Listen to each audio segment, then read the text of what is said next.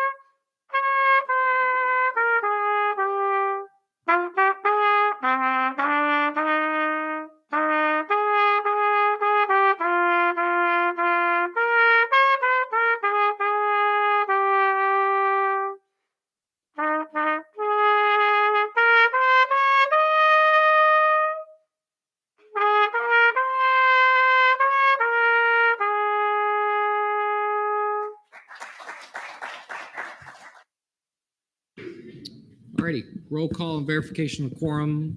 Vice Chair Hurrell.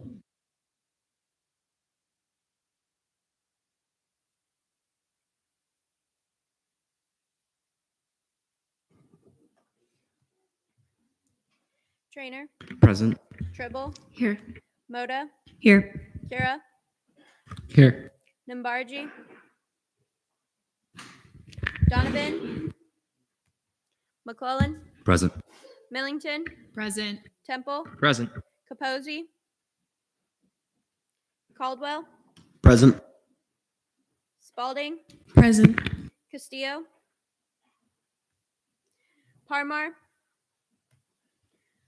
Cantrell, Here. Perry, Present. Schilla, Present. Butler, Present. Bethasia, Simcoe, Present. Campbell, Domino, Present. Foster, Here. McNutt, Yalaman Chili, Present. DeMarla, Here. Patel, Uchoa, Borges, Berrickman, Almanar, Castellan, Present. Hall, Here. Holmes, Present. Costas, Duke, Here. Saucedo, Present. Tache, Here. Urea. 26 out of 40, quorum is verified. Alrighty, we're at approval of the minutes. Take a look at last meeting's minutes. Any changes? If not, I will take a motion. Chair Temple.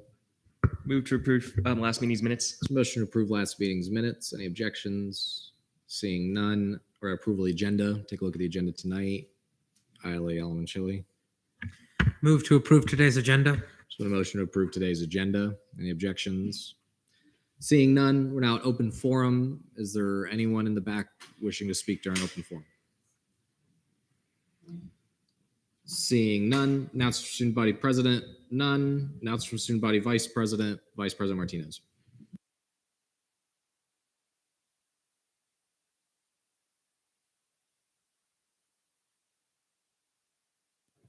Hello, everyone. I hope everyone's having a great day. Tomorrow, I have the alumni board meeting, which is hosted by Downtown, so I'll be there all day. Next week is Safe Night Week, and that is hosted by the RWC, so be on the lookout for their events. The first one, I believe, it's in Memory Mall. And next Friday, March 10th, is the Day at the Capitol prep session, and it's at 2:30 p.m. Alrighty, are there any questions? Chair Double, Two quick ones, if I may. go for it. Good evening, Vice President Martinez. My first question is, where will the Day at the Capitol prep session be held? They'll be in the Charge-On Chamber. Okay. And my second option is, will there be a Zoom option for anybody who cannot make it in person? yeah, I believe we can make that happen. They'll just have to email myself or Courtney. Thank you. Senator Teche. So this would be for the president if she was here, but I'll ask it to you. I know that I wasn't inside the room. I was outside the building at the time, but I know that with the rally that happened on Friday at the Board of Trustees meeting, that President Lopez expressed her support for the people who were rallying and the things that they were saying. Do you know if either yourself or President Lopez has done anything talking to the Board of Trustees outside of that meeting to try to help facilitate having the students' concerns be heard there? Yeah, I would just connect with Daniela offline if that's possible. Are there any other questions? Seeing none, thank you.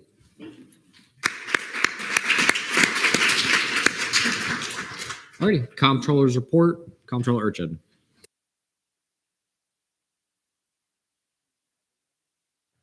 Good evening, everyone.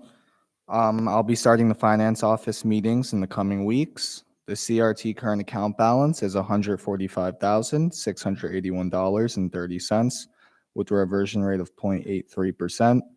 The FAO current account balance is $22,260.05 with a reversion rate of 0.86%. Alrighty, are there any questions for the Comptroller? Seeing none, thank you.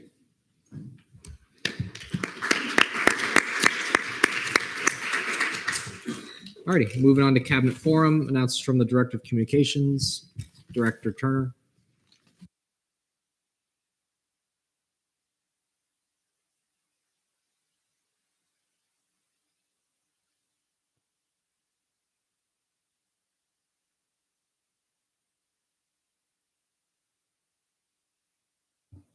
Hi guys, how are you tonight?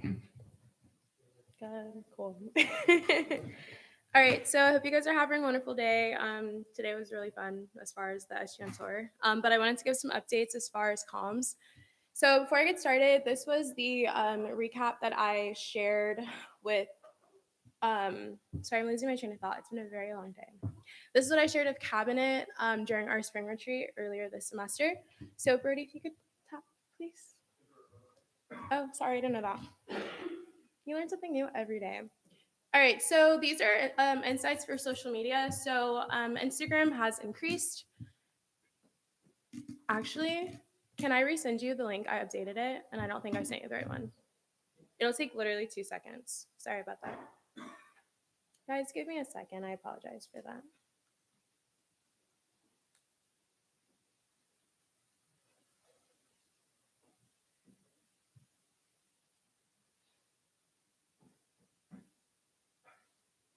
I just sent it. Thank you.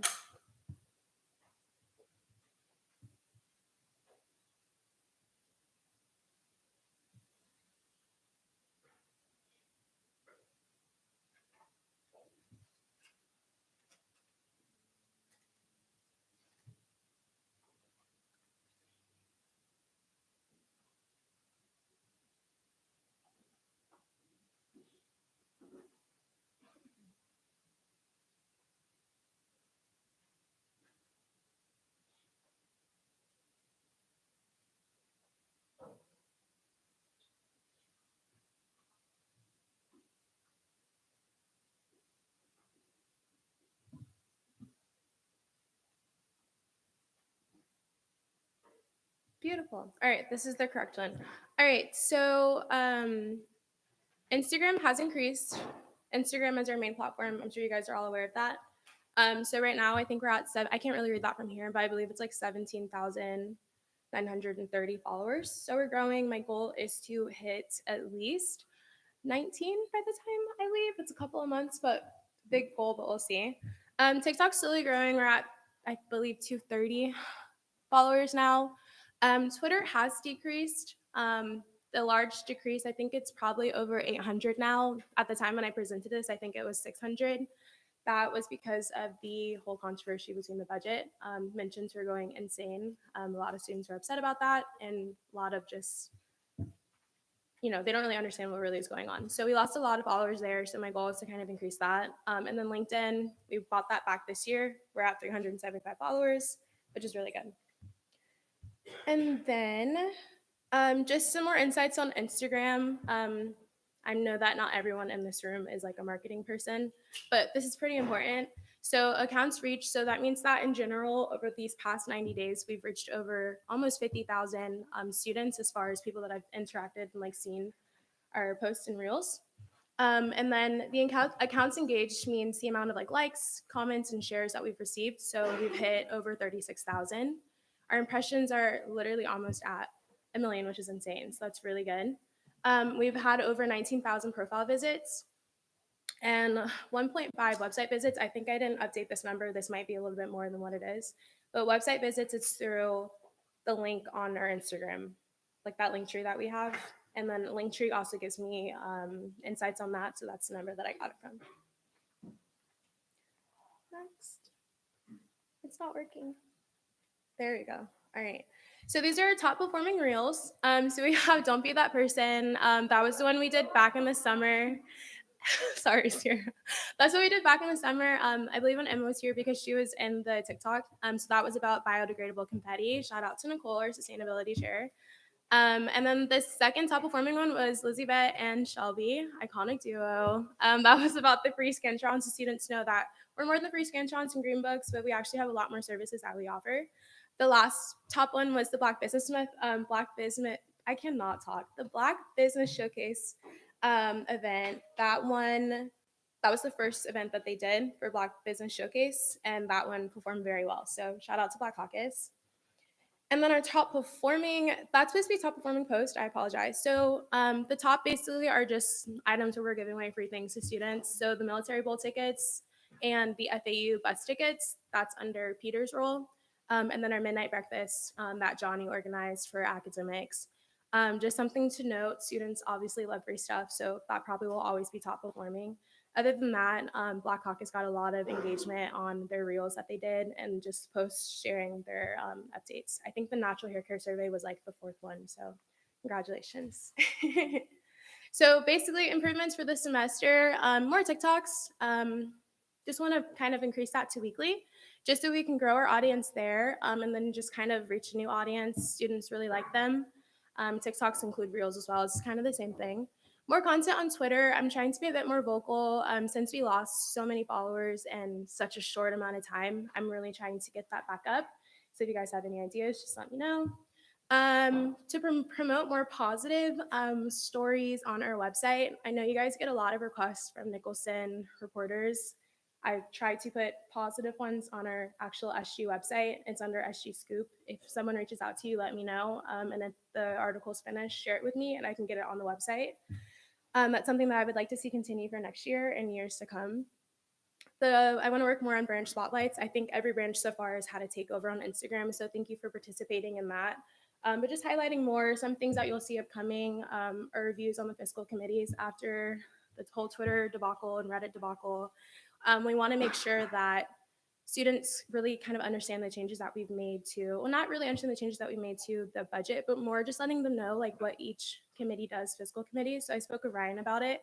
So I'll be working with him soon to kind of get that information, just to break it down so that they understand the things that we do. So they don't think we're having lavish retreats and other stuff like that. And then lastly, more spotlights on RSOs. And I believe that is it for the presentation. If you have any content suggestions, just email me. You can talk to me while we're in the office. I would really appreciate it. And then back to my little notes. So one thing that I would love to suggest, and it would make it easier on comms end, and maybe also for you guys as branches, I don't know if we can do it now since the semester is almost over, but just for like the future SG leaders that are in this room and for those that are coming in next year, I think it would be best if each branch could work together either with like the chief of staff or something, but we have a calendar that has all of the events so that comms can kind of stay up to date. And that way we avoid having crazy amounts of posting happening. So about 2 or 3 weeks ago, I don't know if you guys really pay attention to the social media, but I literally posted probably 3 to 4 times a day for a solid week. That's ridiculous. And it takes a lot of time and a lot of energy, and I really can't go over my hours. So I think that if we're able to have a conjoined calendar, it makes us easier for us to plan, and it makes it easier so we're not having 2 events at the same time or one event with an hour gap, because I still have to actively post on my story like, hey guys, come out to this event. I could be in class, I could be at my other job. So it's just, I just want to make sure that everyone's event gets equally covered and that students are able to see it. The other downside to consistent posting or posting that much in one day and 1 week, algorithms are very funky. They're not fun. And the more we post, the less views we get. So that means the less amount of students that will know about your event. So if you guys actually look back at the insights for those past 2 weeks, that's probably the lowest likes we've ever gotten this entire semester or 2 semesters. I think most of the likes hit over 300 to 400. That's not good. Anything over 1,000 is good. Anything lower is not good in my eyes from a marketing perspective. So just to throw that out there. Also, I've been very lenient with requests as far as like graphic requests and things to be posted on social media. I graduate in 2 months. My main focus right now is graduation and getting all that together. And I also do have a second job outside of student government. So from now on, if your request is not in NQ, and if it's not in NQ before those 2 weeks it's needed, it will not get posted. I don't like saying no, but I will have to put my foot down and say no. I know we only have about a month left or a month and a half, but just something to keep noted for next year and whoever runs comms. If you can't access NQ, then please speak with Brody. I honestly can't help you with that. He'll probably refer you to IT. I'm not really sure the process for that, but that's as much as I can tell you. Yeah, other than that, like last minute requests, that really messes up our system. I don't just take pictures and post, and I don't just create something on Canva really quickly and post it. There's a lot of factors that go into it. I have about 3 different platforms that I have to design it, schedule it, shoot it out. So when something is last minute, that means I have to go back in the system and cancel everything. There's 2 systems per each platform. So that means that I have to go through each platform to undo the timing that I've scheduled and everything. It's a lot of work. I hate doing it. So 2 weeks in advance on NQ, please. Lastly, Reddit. I use Reddit. I love Reddit. I'm sure a lot of us in here do use Reddit.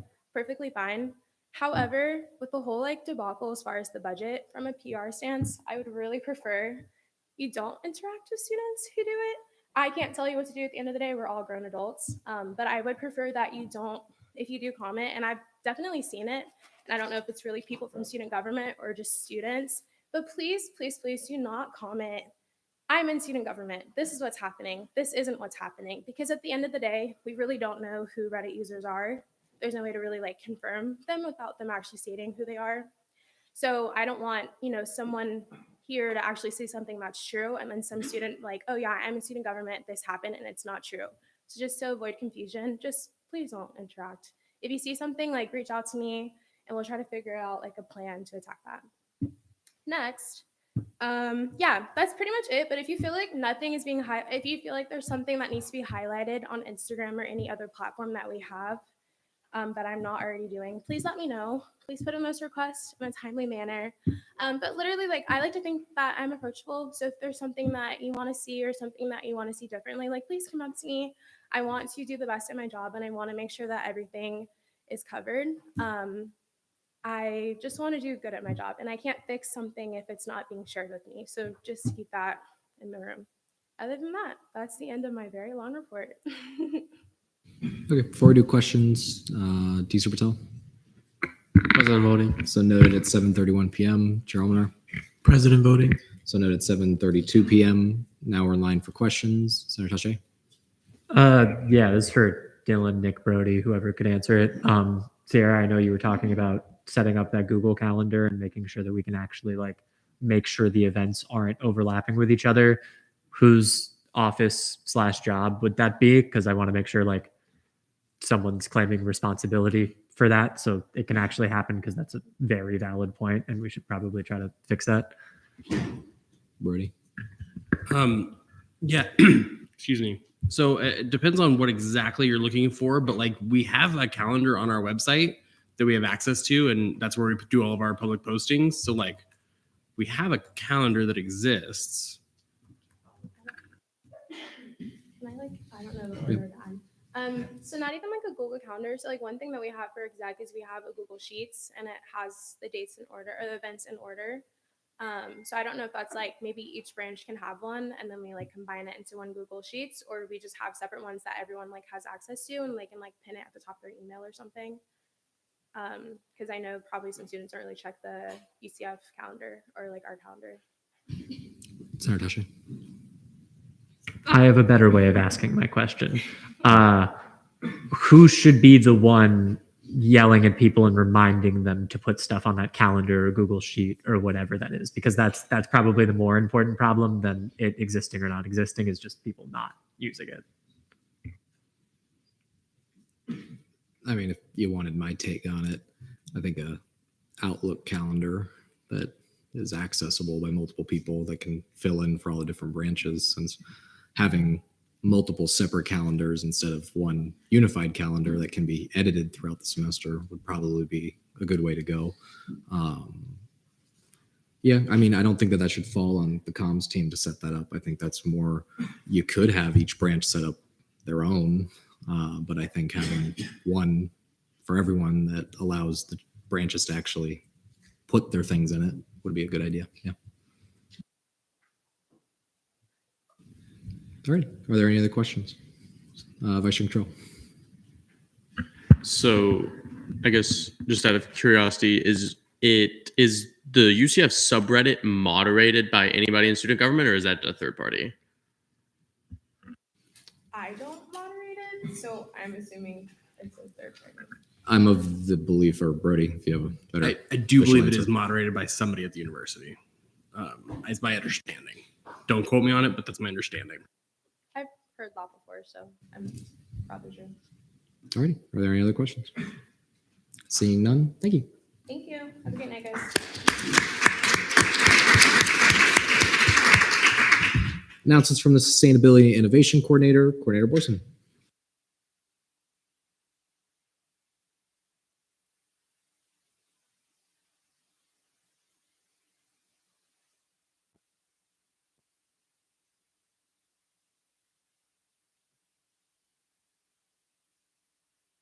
No. Okay. So I wanted to give a few updates on the sustainability life. Specifically, something that I recently started was a collaboration with a company called O-Town Compost. So every Wednesday during the Market Wednesdays from the Student Union, you can drop off your food waste and your food scraps. So that is something that we're hoping to continue throughout the years to decrease food waste here on campus. So every Wednesday, please, you can give us anything from eggshells to your orange peels to your apple cores, anything like that. We would really, really appreciate it. So every Wednesday we'll be there. Unless they don't have Market Wednesdays, then we're going to be at the Arboretum. But it's going to be every Wednesday from now to the end of the semester. You can find more information on the graphics that were posted on the Instagram. The last Green Assembly will be March 29th at 5 p.m. I would really love it if any senators would come. I normally don't have senators, and this is something that's open to all students to, learn more about what sustainability means at UCF, have those conversations. I would love to get your ideas on events, on anything like that. I normally bring in guest speakers. So the director of the Arboretum has come before, the dean of the college that holds environmental studies majors has come before. So it's just a really good opportunity to meet people and just have a nice conversation. And then something that's very exciting that's coming up in April is Earth Justice Week. So it's a whole week just full of environmental events. I listed them out right there, and I do have the times and places. They're going to be announced very soon. So you can take a look at that. I'd really appreciate your attendance. Come. A lot of your constituents will probably be there too. So that's going to be fun. And then lastly, I wanted to promote that the Arboretum and Sustainability Initiatives will have a plant sale tomorrow from 4 to 6 at the Arboretum Park, which is where the trailer is behind La Harris Engineering Building. So please come out, buy a plant. It's cash only, and prices range from like $1 to $15 max. So nothing crazy. Come get a plant. That's all. All right. Are there any questions for Coordinator Borson? Oh, Senator Donovan. President voting. So noted at 7:37 p.m. Seeing none, thank you.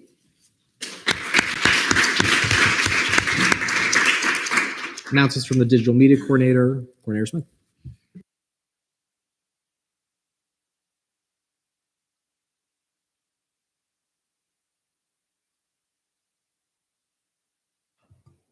Can you hear me?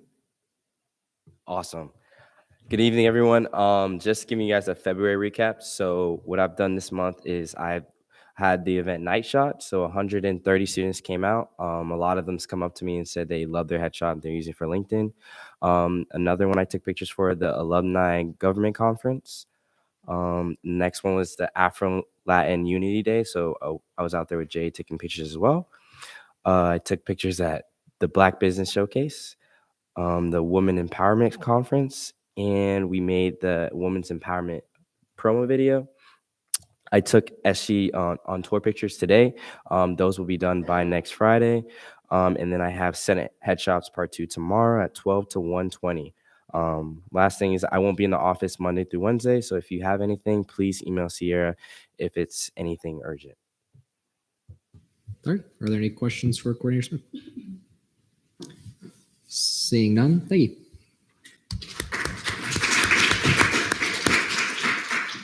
Announcements from the graphic design coordinator, Coordinator Albuquerque.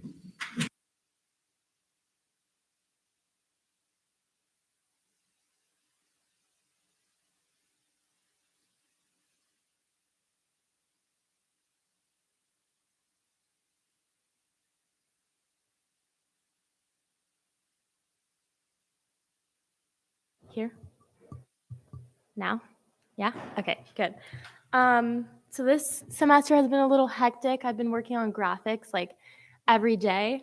Within the last month, I made a sticker for the Alumni and Government Conference. I also made a flyer for that. I made a graphic for the Minority Leadership Summit. I also made the design for the Warren I-4 shirts for the USF basketball game. I made some designs for the Black Business Showcase. I also created a sticker for the Women's Empowerment Conference, and I made a flyer for that as well. I worked on the design for the I'm Home sweaters for SG on Tour. That took me about a week to make. It was a long process, but I got it done. And I made the graphics for SG on Tour as well. I'm currently working on graphics for the Hunger and Homelessness Seminar, a butterfly garden logo. I think it's for the Arboretum, right? Yeah. A graphic for Coffee with a Cop, and then another graphic for Universal Nights where we're going to be announcing the official date for it. And then I'm also going to be working on graphics for Earth Justice Week for the entire week. So I have to get on those. I just wanted to say, like, I really love prioritizing and upholding my standards of creating quality graphics. It takes me a really long time to work on graphics, especially since I like to hand draw them. I don't go on Canva and use like pre-made things. Like I do everything by hand. So if you have any graphic requests, I'd really love it if you guys could input them in early so I have enough time in advance to create them, since it does take a long time. And if they're not put in early enough, then I'll unfortunately have to, I won't be able to fulfill them. So I want to make sure that everyone's graphics are getting done. So if you have an idea, even if it's just like a very small idea, just put in the graphic request because I can start crafting something up. And yeah, that's it. All right. Are there any questions for Coordinator Albuquerque? Seeing none, thank you.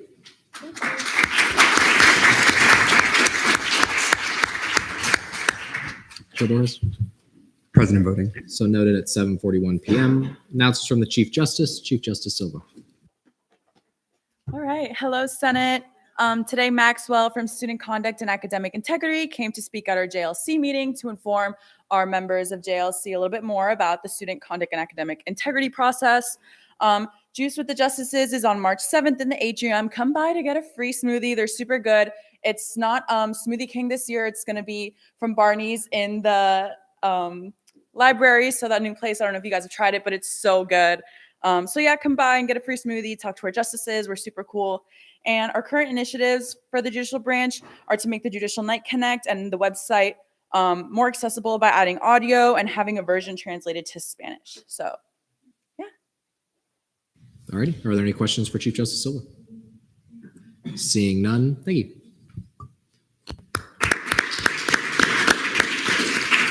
Moving along to announcements from the Supervisor of Elections, Supervisor McGregor.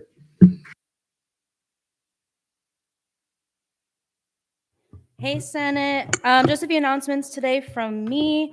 Today, the Election Commission tabled at SG on Tour to promote the election. Shout out to Deputy Chief of Staff Sabrino for putting together such an amazing event. Just a reminder that election voting opens next week on my UCF on Monday at 8 a.m. and will close Wednesday at 5 p.m. Also, we will be announcing results on Wednesday at 6:30 p.m. in the atrium. So you guys should definitely come out and support the candidates. Also, make sure y'all come and stop by the Election Commission tabling tent next week. We'll be out there from 9 to 5 and come pick up one of these really cool t-shirts that I'm wearing. We have a lot of other really cool merch that you guys should all come pick up. And again, if you guys have any questions about the election, please send me an email. Thank you.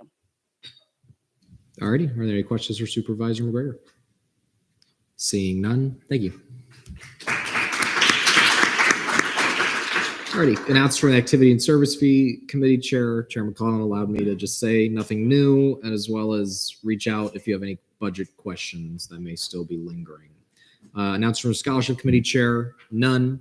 Announced from Senate President, alrighty, gonna keep it quick. Another Thursday, we're nearing the end.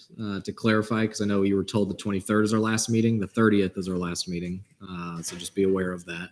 You're expected to be here on the 30th. And then continuing, want to schedule a meeting with myself or ELA tomorrow, let me know. And then the last two things just to plug. First, I know it was plugged about the Safe Night Week. It's a pretty cool event. I would definitely recommend. It's being put on, yes, with the RWC, but in conjunction with the police department, things like that. Particularly on Monday, the event on Memory Mall that will have a lot of different PD elements. What I would encourage is, I know that when that is said, some people feel a certain way about law enforcement, but I would argue that taking a page out of Senator Costas's book is a good idea here, of using this opportunity to engage with our police department, to learn more about them, to bring concerns that you might have to them. I think it's a good way to do that, and I think that that's something I would encourage you all to do. I am also aware that they are landing a helicopter on the mall, so like, if you're into that, I don't think it's a police helicopter. I'm not sure specifically, but they are landing a helicopter. So how often do you see a helicopter? So yeah, I encourage y'all to go. It's at least the main event's going to be on Monday. I believe it's around noonish up on the mall. Last thing, it is Women's History Month. And with that, MSC is putting on Month of the Woman, which is their conference event that is happening on March 12th at 12 p.m. or March 10th at 12 p.m. at the Live Oak Ballroom. There is a way that you can get involved if you don't actually have the ability to attend. They are accepting through March 7th nominations. Someone that you recognize as a woman or someone that identifies as a woman that you would like to see recognized. That you can fill out that form and they'll be recognized at that event. It can include anyone at UCF, whether it's a student, whether it's faculty, staff, etc. I would just ask for some decorum in the back, which just means to please keep talking to a minimum. Thank you. But yeah, like I said, this is a time to acknowledge the women in your life, the women here. You can be a woman and nominate another woman. You can nominate yourself, as well as, men of distinction in here could nominate a woman for all the amazing work that our chairs, whether they be committee, caucus, or just individual senators have done throughout this year. So great opportunity to recognize your fellow SG agent. But with that, are there any questions for me? Deezer Patel. How many nominations can you make? I'm not sure. I don't know if you can submit the form multiple times. The fact that you asked that question is a good thing. So try it. See if there are multiple people you'd like recognized, go for it. More the merrier. Chair Campbell. Are alumni allowed to be nominated as well? I believe, yeah, I would probably argue, especially because it's an MSC event, that either anyone that identifies as a woman, anyone that identifies as non-binary, anything could be considered. Yeah. What did you just say? Oh, I'm so sorry. Oh, no, I'm pretty positive. I'm so sorry. I think alumni can be, yes. Vice Chair Emergy, do you have a question? President voting. So noted at 7:47 p.m. Alrighty. Alrighty. Are there any other questions for me? Before I do move on, again, I do encourage you all to go on March 10th. That should be a good event. But with that, ILA report, none. ELA report, See you later, Marla. Hi guys. Oh my god, sorry. Hi guys, D meetings have started. Yesterday we had one with CCIE. It was really productive. Some things we talked about was reducing textbook prices or encouraging teachers to use more free resources, and then bridging the more like downtown campus along with the main campus in regards to like extended opportunities related to the career, and then also increasing dean and faculty interactions with students. So on those topics, they definitely agreed to encouraging faculty mentors or faculty members to use like cheaper alternatives, or at least like provide extra resources maybe that would be free. And they definitely said that they're going to plan more events and would probably reach out to student government regarding them, on how to get like more student involvement, and that way the faculty members can be a part of like students' lives. And so one thing that they wanted me to highlight that's coming up and would be a good opportunity, especially for anyone that is under the College of Community Innovation Education, is that they have a CCIE Research and Impact Showcase next Thursday, March 9th at UCF downtown. I'll put the exact details of it in the chat, but we learned a lot, and I think that we're definitely going to continue trying to establish a relationship in regards to promoting events and promoting the students' well-being as well. Alrighty, are there any questions for Elaine and Marla? Seeing none, President Pro Tempore report, Pro Tem Foster.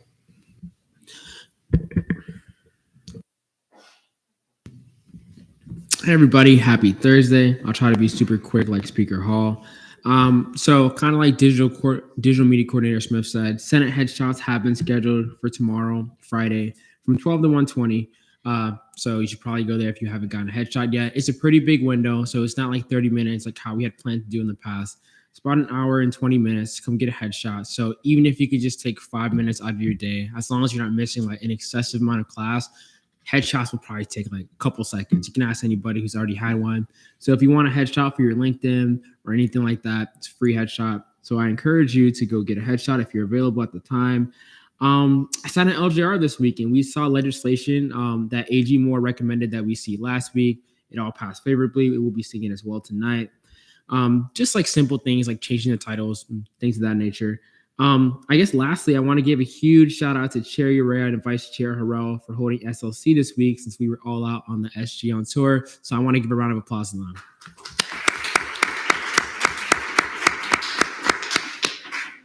Alrighty, are there any questions for Pro Tem Foster?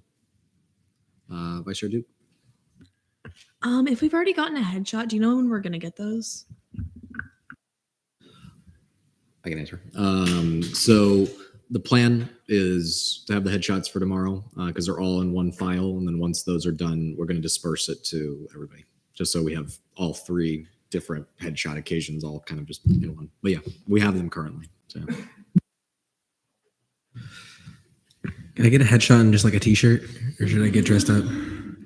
Unfortunately, there's no more t-shirts, but I can get you a free headshot if you want a free headshot.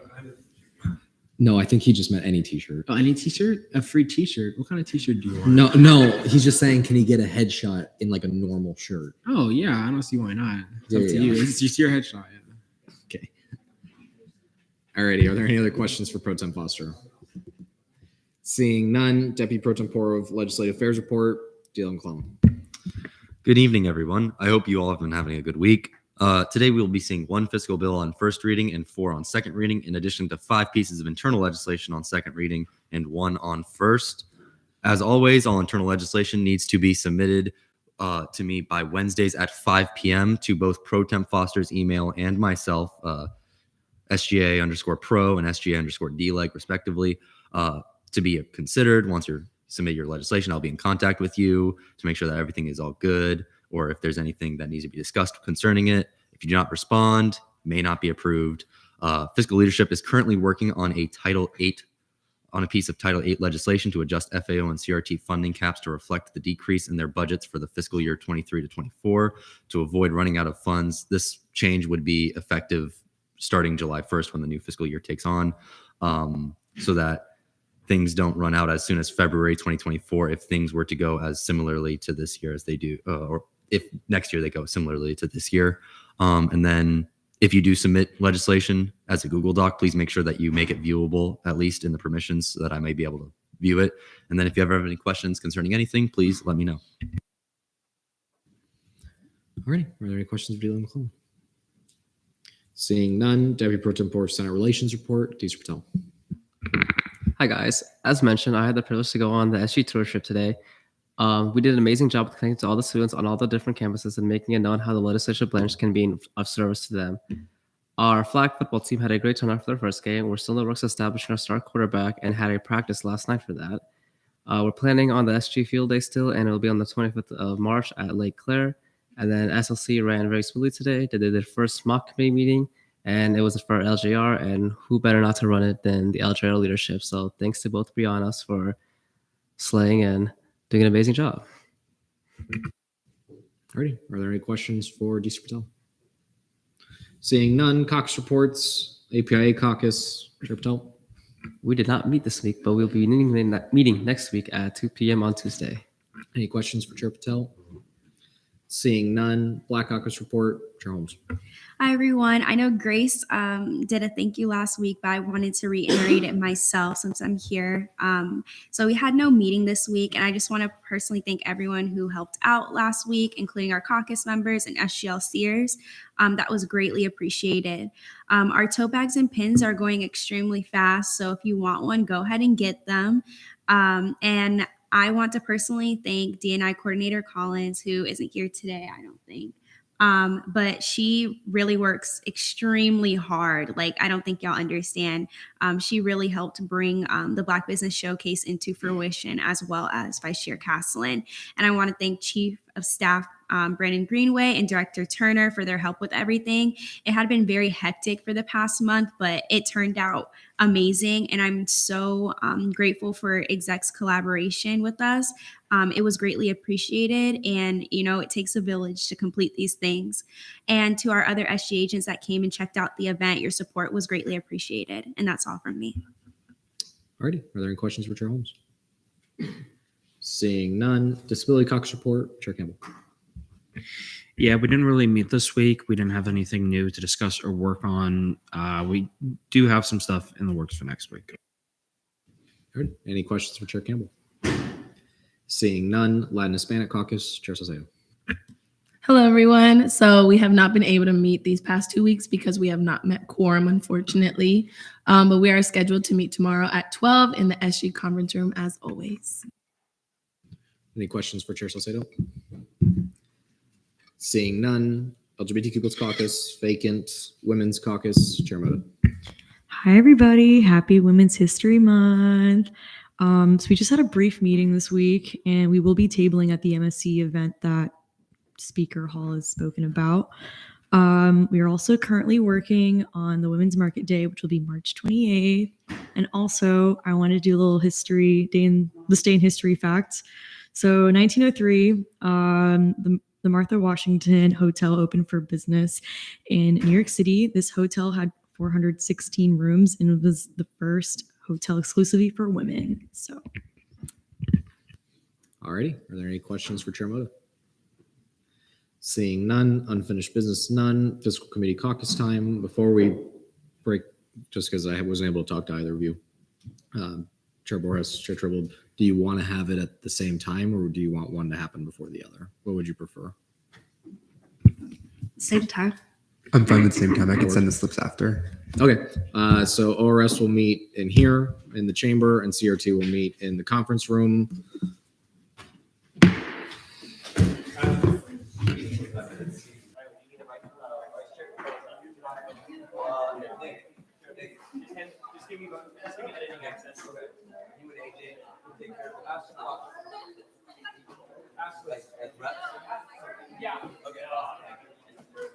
Chair Tribble, Ashley.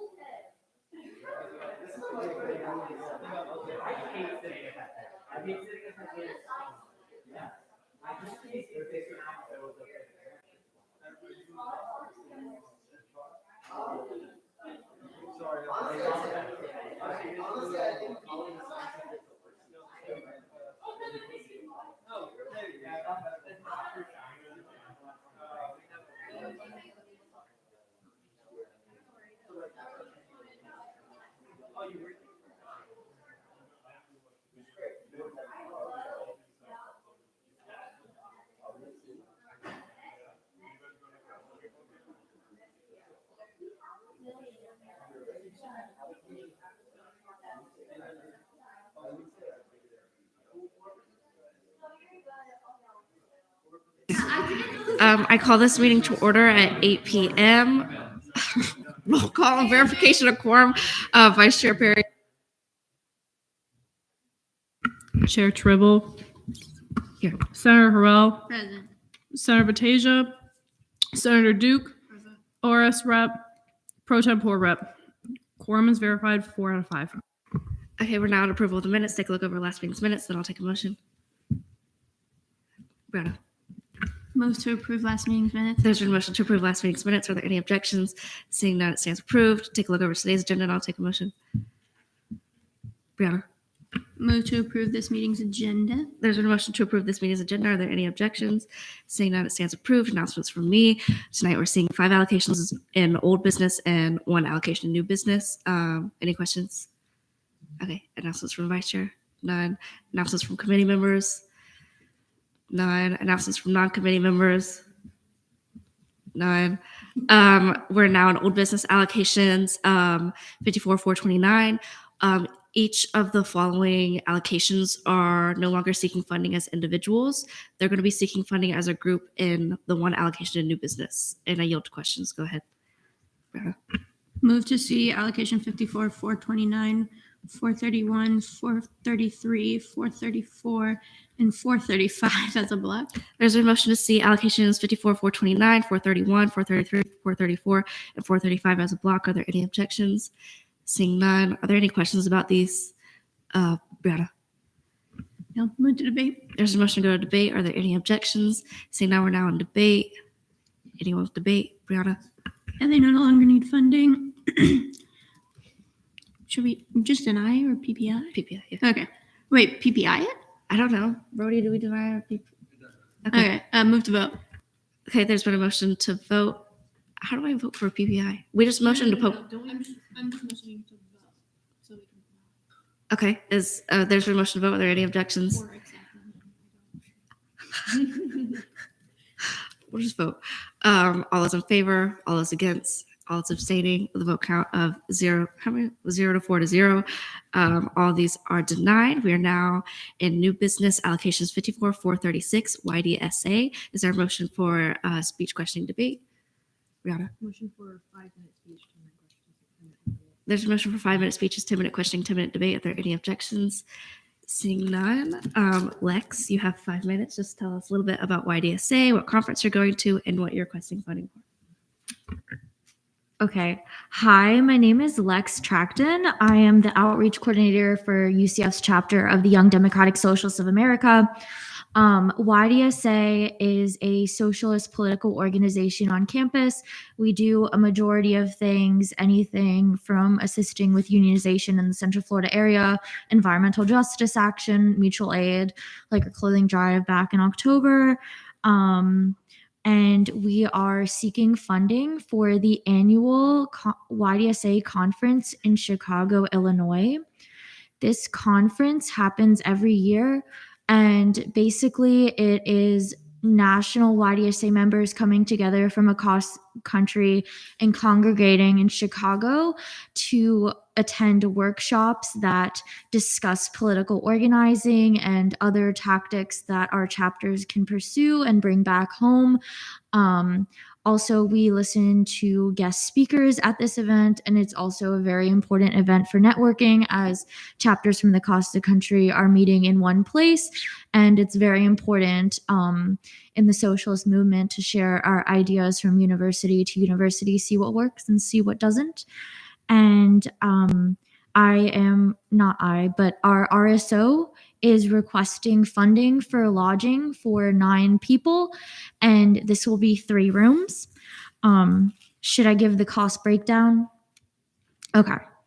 So there will be 1 room that is for 6 nights. Okay, actually, before I give that, I do want to explain that YDSA has reserved a block of hotel rooms at an affiliate hotel. So we do get a discount. I believe the normal price for this hotel, it's the Resident Chicago Loop downtown.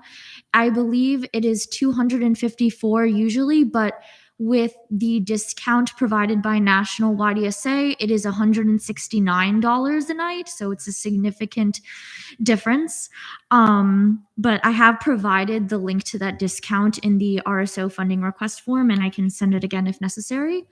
But down to the cost breakdown. So one of these rooms will be for 6 nights. We have some members arriving earlier because they are on the planning committee of the convention.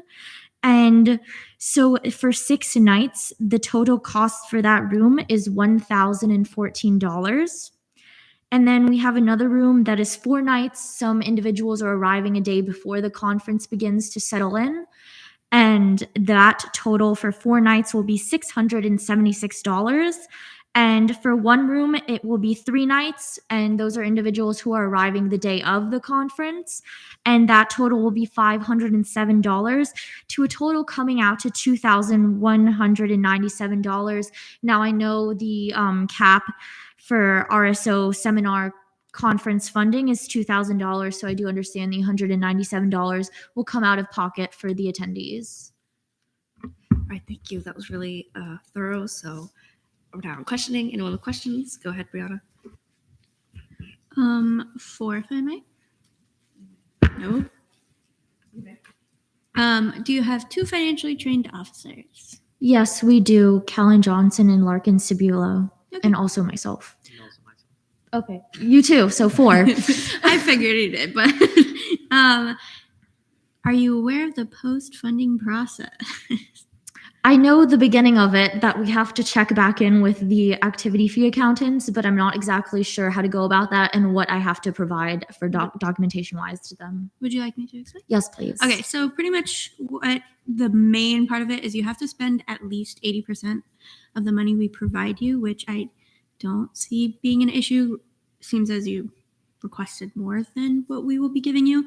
But like if for some reason you can't go or something, you will have to, they have to submit a proof of it. No, that's just bills, right? Yeah. Okay. So you'll just be contacted by the ORS chair if that isn't, if you don't use that 80%, and then you run the risk of being sanctioned. I'm sure you've heard some of the senators talk about it. So yeah. Oh yeah, I do have more questions. Oh wait, so would we run into an issue with the start date since? No, we wouldn't. No. Okay. Oh,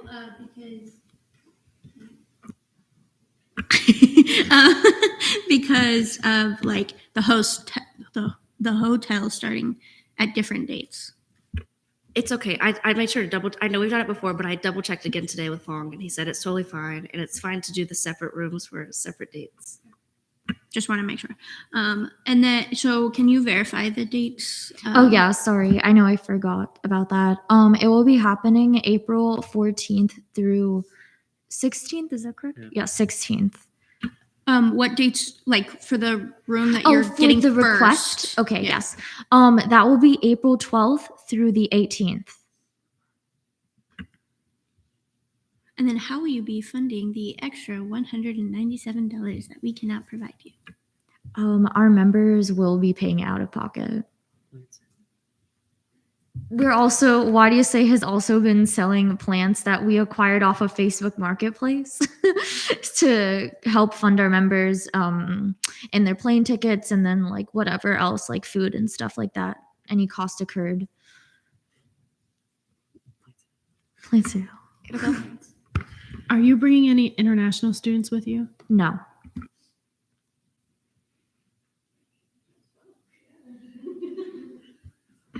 Any other questions? Brianna. Move to debate. There's a motion to go to debate. Are there any objections? Seeing none, we're not there. Anyone with debate? Brianna. Yeah, I really don't see a reason not to on this. So I will be voting in favor. If you want to talk about May I retain? You may. Move to vote. There's no motion to vote. Are there any objections? Seeing none, we're now voting procedures. All those in favor, all those against, and all those abstaining with a vote count of 4 to 0 to 0. This allocation is approved. Of course. Thank you for being here. We're now in member discussion. Any members wishing to discuss? Brianna? Just really quick, you accidentally denied the wrong one in the tracker.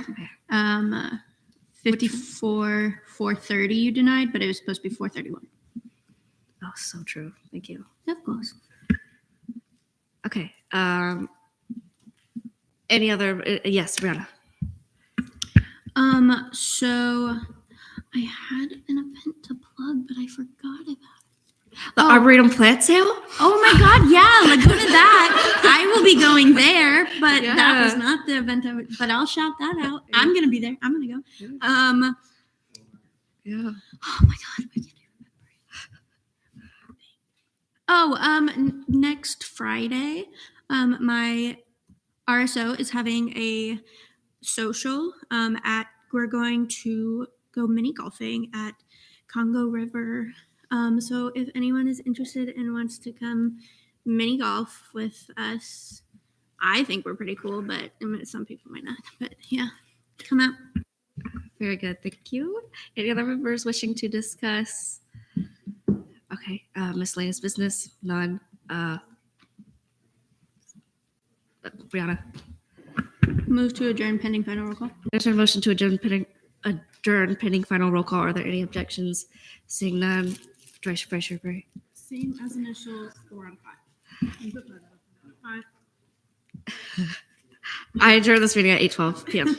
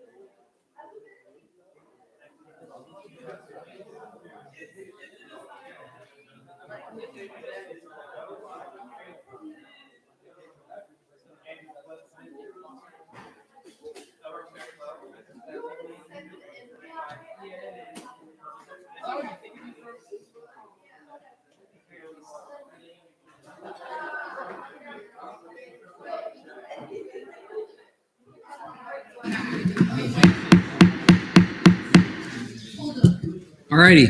I reconvene this meeting at 8:33 p.m. Fiscal Committee reports, CRT Committee, Chair Drobel.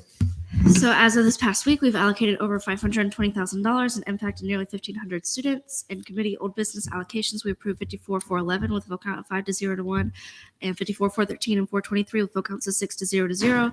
In new business allocations, we approved allocations 54,426 and 428 with vote counts of 6 to 0 to 0, and 436 with a vote count of 4 to 0 to 0.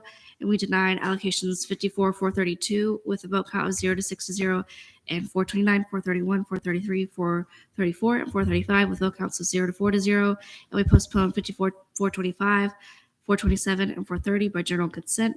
And then bills, we approved fiscal bill 5446 with a vote count of 5 to 0 to 1, 5447, and 5448 with vote counts of 5 to 0 to 0. And then I yield to my vice chair for Perry's Pastries. Hey everyone, this week we had brownies and cotton candy peeps. The brownies were a little weird, but the peeps were really good. So, Alrighty, are there any questions for Coach Hurley? Seeing none, FAO Committee Report, Chair Millington.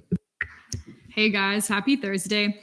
So first off, in committee this week, we did move to break spending policy for one of our allocations, 54-140, to make sure that the event location could work. So that being said, I make a motion to break spending policy Title 8, Section 822.2A for allocation 54-140. All right, there's been a motion. Are there any objections?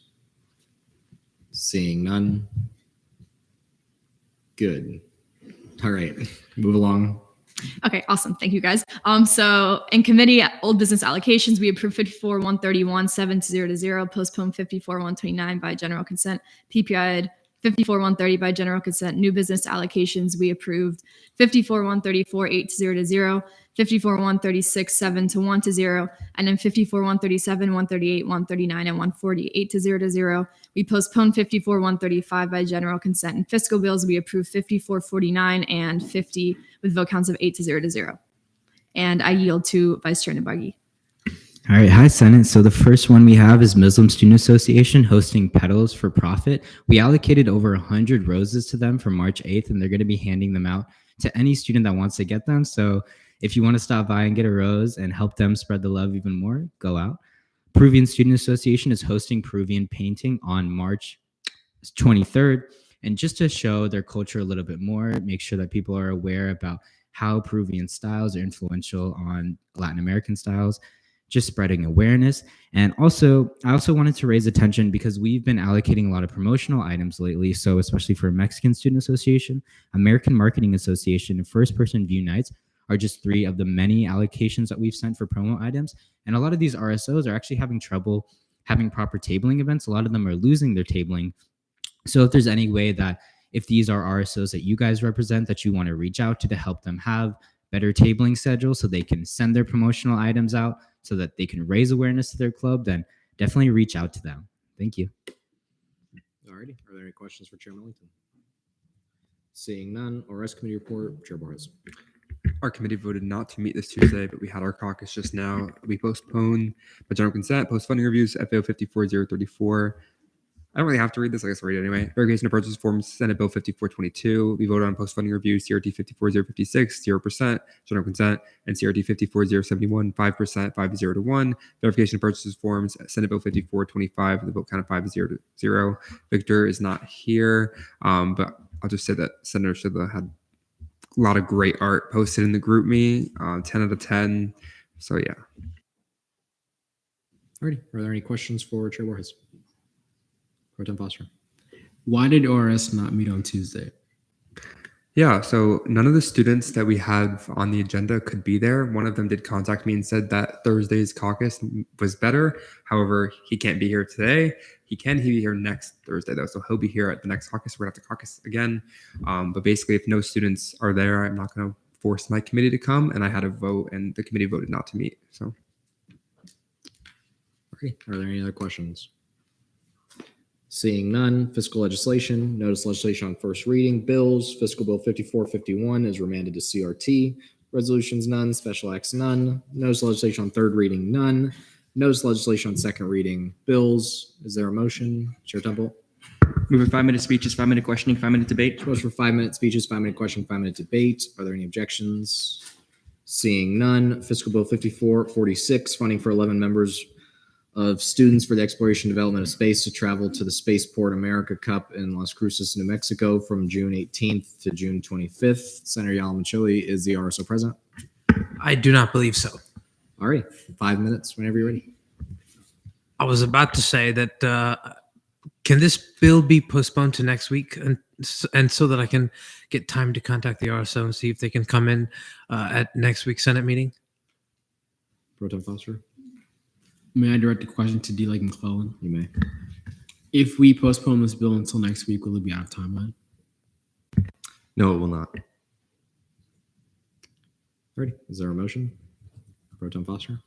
Move to postpone fiscal bill 5446 until next meeting. There's a motion to postpone fiscal bill 5446. Are there any objections? Seeing none, it's postponed. Moving right along, Fiscal Bill 5447, funding for 13 members of, I think it's Baja International to travel to the Baja SAE Oregon in Washougal, Washington from May 31st to June 3rd. Deal McClellan is the RSO present. Yes, I yield to the RSO. All right. You'll have 5 minutes whenever you're ready. Is this on? Yes. Hello. Some of you may recognize me. I was here with our team lead for our last allocation that you approved a few months ago. For our first competition, this is our bill for our second competition. We will be traveling to Washougal, Washington to do the thing that we do best, which is compete with our off-roading vehicle. The bill has been changed, which Ryan has amended. So it's actually 14 students. 10 will be requesting funding for flights because we will be flying from here to Washington. The other remaining 4 will be driving our vehicle from here to all the way to Oregon cross country. We are also requesting funding for our hotels. We have a Baja SAE rate that is through the Society of Automotive Engineers. We are using one of their recommended hotels, which is $130 a night. The dates have also changed. This is my bad. So Ryan also is aware of that. So the dates are actually May 30th, because competition is on the, let me just double check real quick so I'm saying the right thing. We will be flying into Oregon on the 30th of May, and then we would be returning on that Sunday, the June 4th, which Ryan made those amendments to the bill.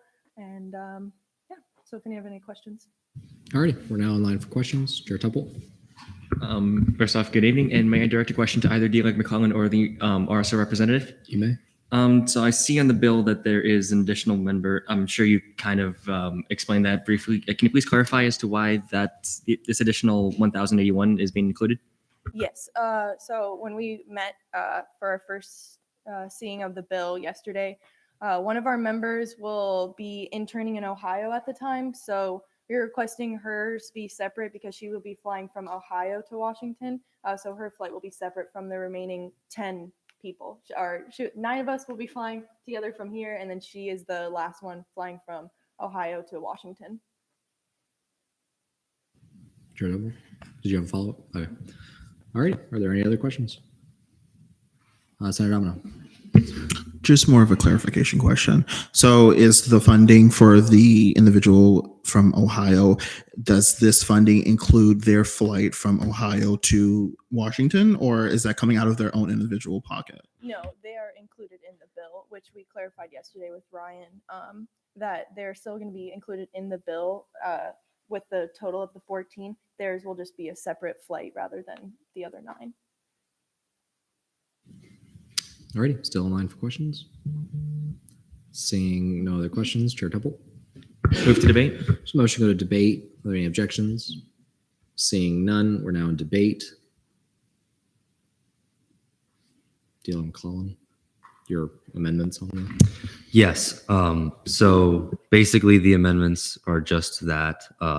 What was stated before. There is one individual that is requiring flight from Ohio, and that does not break any of our fiscal policies. So no reason not to. Yeah.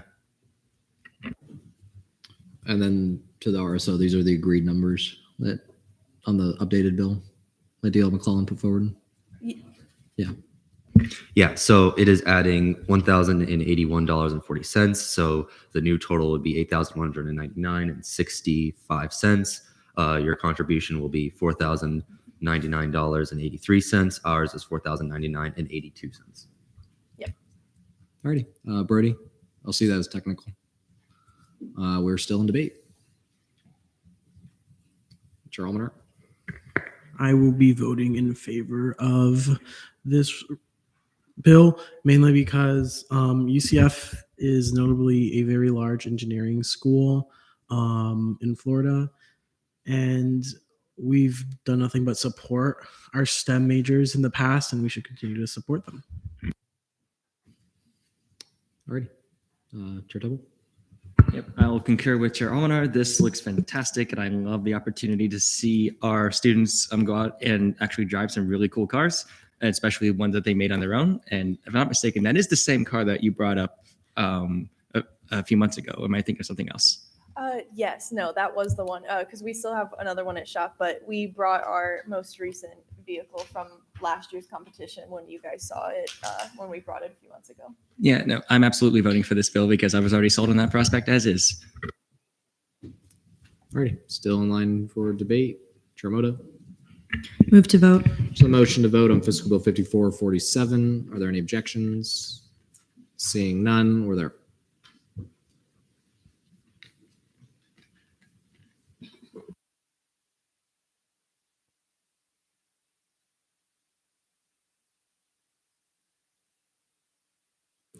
Vote count of 26 to 0.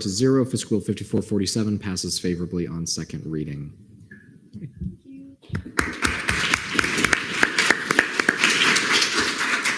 Moving right along, fiscal bill 5448, funding for 8 members of MedLife to travel to the MedLife Service Learning Trip mobile clinics in Rio Bamba, Ecuador, from July 8th to July 16th. Eli DeMarlo is the RSO president. Yeah, I'm going to yield to them. Alrighty.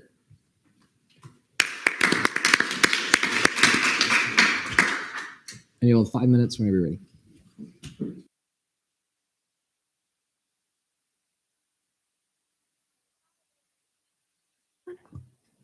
Hello, my name is Shreya Tredia, and I'm the Mobile Clinics Officer for MedLife.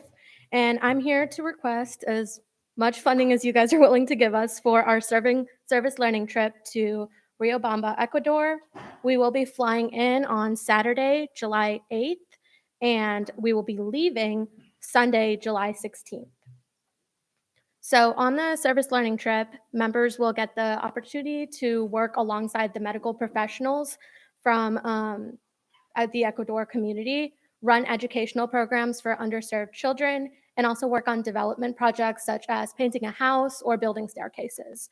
And the benefits to UCF students are that they'll get shadowing and community service hours for graduate school. And it's a really meaningful experience, so they get to learn a different language and immerse into a foreign culture. So far, we've fundraised through Moving Mountains, Bake Sale, Power Hour, and Midnight 3K. And so that's how the members attending this trip were chosen. And then finally, the cost breakdown is going to be, 8 people attending, and registration per person is $1,149. And then that covers lodging and food. The only thing it doesn't cover is airfare, which we expect is going to be around $700. So the total of this trip would be $14,792. That's it. Alrighty, we're now in line for questions. Chair Tupper. May I direct a question to any of the fiscal leadership? You may. So I've noticed that this event is for July, and that's well outside of our current fiscal timeline. Is that to my understanding? Because this is for July 8th, and our fiscal year ends on 30th of June. Chair Borges. Yeah, so this will be the next fiscal year as it takes from the travel end date. So it will be next fiscal year. That's why I adjusted the reversion date and the VPF date. But yeah, if you have more specific questions, feel free to ask them, I guess. Dealing McClellan. I guess I just had a misunderstanding, I suppose, then. I thought it would come from Q4 of this because we're allocating it with this year's budget, or would it just come out of next year's budget and we're just preemptively doing that? From what I saw with what Fong had sent me because when I became CRT chair, it was still last fiscal year and I was in it to the next fiscal year, is that they just took it from it's going to take from the next fiscal year and then they're just going to keep it on track in the master tracker. Because when I have a master tracker, it has additions from the previous session that took from our fiscal year, if that makes sense. That's my understanding with Fong. Brody, does that sound good? Yeah. So Tyler is definitely right about that. Historically, we've not funded the next fiscal year until the new session starts. And so let me follow up on it. I think don't worry about it tonight, and I will have an answer for you for next week to a more sure answer of whether it can be funded now. I think it's also just worth considering that what we would be funding is like right at the start of the next fiscal year too. So just something to keep in mind anyways. But yeah, all right. Still in line for questions. Senator Domino. I'm not a fiscal person, but in light of what we just heard, should we wait until next Thursday to have that final answer to determine if we're going to do this or not? Pro Tem Foster. Dealing McClellan. So if I'm not mistaken, what Brody just said is we can act normally on this week, and then when it is seen on third reading next week, we will have a more definitive answer on this. Chair Borges. Yeah, if I could also clarify with the next session, they may not start funding immediately. They may take a few weeks to get adjusted and used to it. So I think maybe we should wait for the response, but approve this now just in case, because if we don't want them to be out of timeline if it goes to next session, if we can do it now. But if we can't do it now, then we just can't do it now. Alrighty, still in line for questions. Seeing none. Pro Tem. Oh, y'all, it's been a day. Dealer McClellan. So in light of everything that had just happened, typically we don't ask or don't like put as much emphasis on an RSO coming back on third reading unless there is serious changes that are going to be made in the meantime. But seeing the situation of this bill currently, are you available to come to Senate next Thursday as well? Same time? Yes, if not me, it'll be some other representative. Is that okay? Yes, as long as there's a representative, authorized officer, or approved by an authorized officer to come. Yeah. Awesome. Pro Tem Foster. Move to debate. So motion to go to debate. Any objections? Seeing none, we're now in debate. Chair Borges. I think it's a great bill. We've approved things similar to it. Everything looks great. I'll be voting in favor. Chair Double. I'm in concurrence. I do apologize for sending that whole can of worms on you guys because I was just very curious about all that. But yeah, this is fantastic. I especially love the fact you're going to be giving free high quality healthcare to citizens of Ecuador, which is also a very beautiful country to visit. Haven't gone myself, really want to. But you can already tell I'm very jealous of you all at the moment. But I will be moving to approve this, even with the fiscal minutia being tailored in. Vice Chair Control. Move to see Tyler's amendments as technicals? Or Chair So Borges? what we're going to do is we can pass it on second now without seeing the amendment. And then next week, Chair Double. Move to vote on fiscal bill 5448. So motion to vote on fiscal bill 5448. Are there any objections? Seeing none, we're there.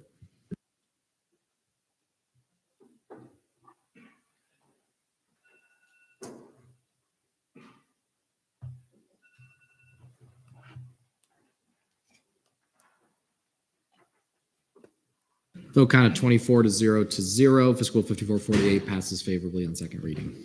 Thank you.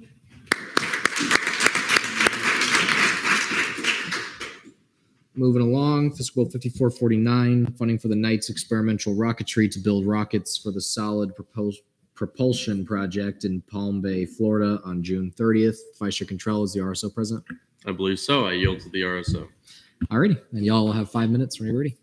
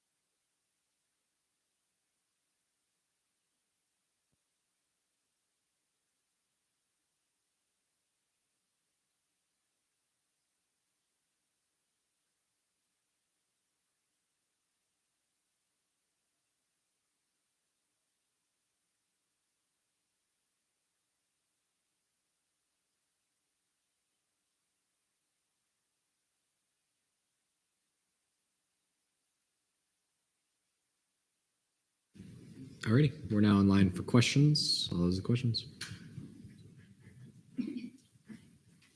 Seeing our Chair Borges. Sorry, just one question.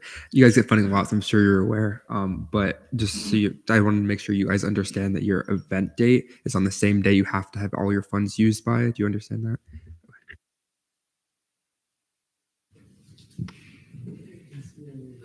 D.L. McCall.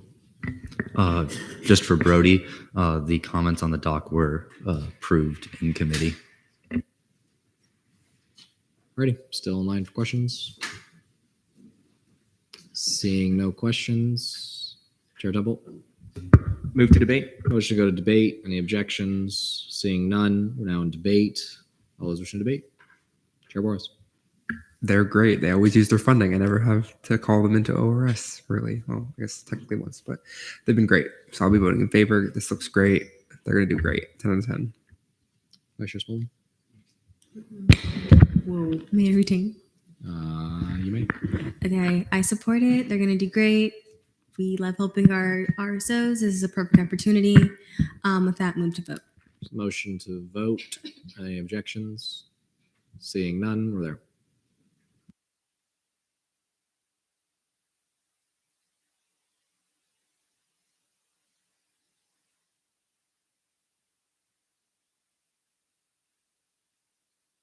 Vote count of 23 to 1 to 0. Fiscal 5449 passes favorably on second reading.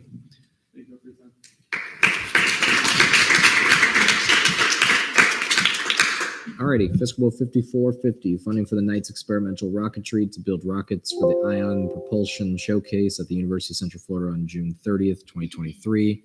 RSO's present, so 5 minutes whenever you're ready. Hello, my name is Pablo Gonzalez, and I also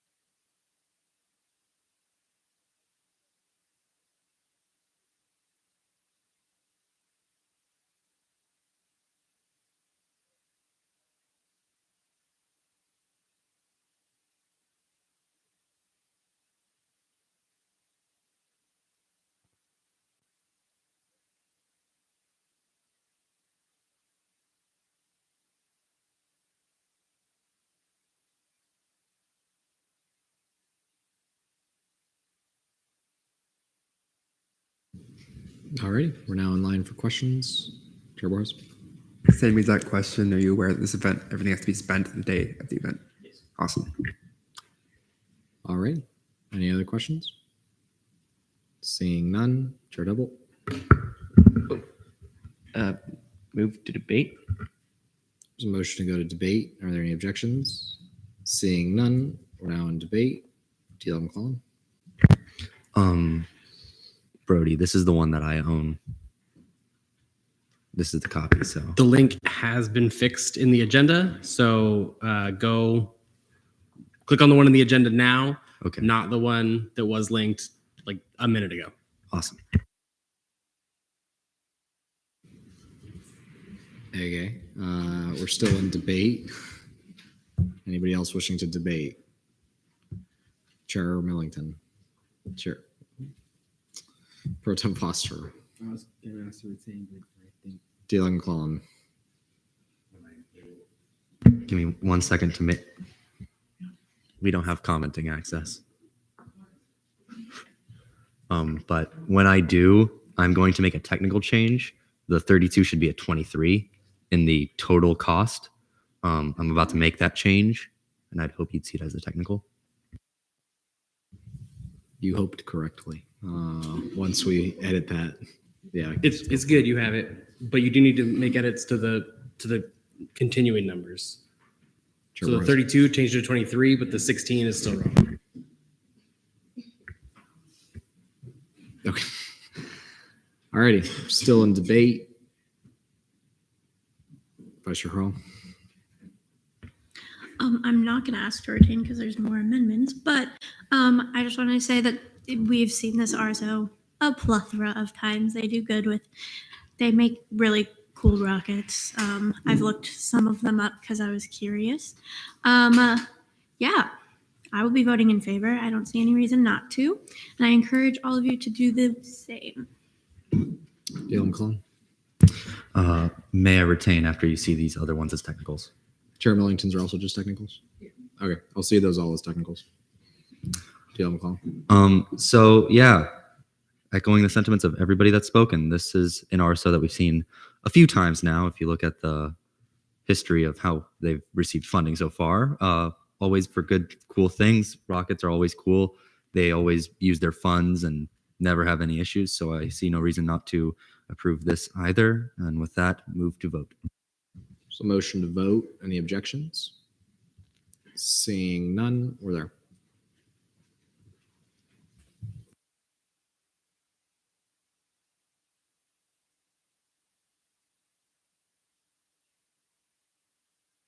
Vote count 26 to 1 to 0. Fiscal Bill 5450 passes favorably on second reading.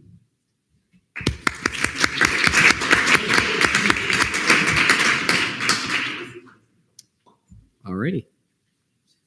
Are we moving along, or do we need to see any of these on third? Okay, moving along. Going forward, resolutions none, special acts none, internal committee caucus time none, internal committee reports, E&A committee, Chair Omar. Good evening, Senate. Today in E&A, we saw the confirmation of Daniel Rivera to Associate Justice Seat 3, which we will be seeing as a body later in the agenda tonight.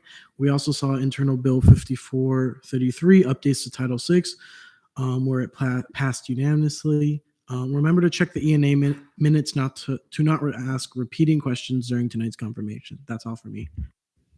Alrighty, are there any questions for Chair Omar? Senator Teche? I just have a question because we've talked about it a lot.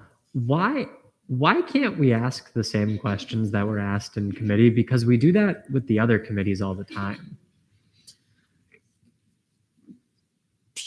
I mean, I guess the argument somewhat has been like to not have any like redundant questions, or I guess like not to have the nominee make another question. I mean, I guess it's more like informal. I guess if you wanted to ask the same question, you could. But Chair Borges, if do you mind if I add on? You can. Yeah, it definitely can save time if we do that. Fiscal, we would love if people didn't ask the same questions, but there's so many questions that we can't expect anyone to know everything we asked. So while we try our best, at least it's pretty easy to do with the ENA, so it saves time. Yeah. Alrighty. Any other questions for Chair Almoner? Seeing none, GAP committee report, Chair Double. Good day, or perhaps good evening, Senate. GAP has continued preparing for the informational briefs for the use in data capital, which is a little over 1 month out. Just as a heads up or reminder for everyone that was approved, including those that may or may not be watching this live stream, we will have our first prep session on the 10th of March at 2:30 p.m. right here, the Charge On Chamber, as Vice President Martinez had said, where we will issue your legislative priority and go over the basics to what this event is. You are expected to wear business formal attire at these prep sessions. If you have black or gold colors, use them, please. And if you have any questions, please reach out to either myself or Gak McLean. And as a final note, please vote in next week's SG elections. Thank you. Alrighty. Are there any questions for Chair Double? Seeing none, LGR committee report, Vice Chair Hurl. Hey y'all, Uriah couldn't be here today, but this week in LJR we saw 3 absence requests. We approved 2 and denied 1. We also saw 4 internal bills that we adopted and then voted to introduce. And kind of just a plug here, WELO, which is the Women in Lasers and Optics, will be hosting an International Women's Day where there will be talks and a panel discussion. It'll be on Wednesday, March 8th from 12 p.m. to 2 p.m. They received funding through FAO to have food and snacks, so there will be Qdoba if you guys want to stop by. It's a great group of successful women in the optics community. So yeah, if you'd like any more information, just shoot me a text and I will answer them. All right. Are there any questions for Vice Chair Kroll? Seeing none, SBA committee report, Chair Trainer. Good evening, everybody. Not much to report, honestly. We worked on a proclamation last week made by Senator Capozzi regarding World Homeless Day, and that's about it. Hope everyone's doing good. Are there any questions for Chair Trainer? Seeing none. Confirmations. Before we get to confirmations, Senator Costas. Present and voting. So noted at 9:06 p.m. Confirmations. Is there a motion? Chair Double. Move for 5-minute speeches, 5-minute questioning, 5-minute debate. So motion for 5-minute speeches, 5-minute questioning, 5-minute debate. Are there any objections? Seeing none. Chair Almanar. We will now see the confirmation for Daniel Rivera for Associate Justice Seat 3.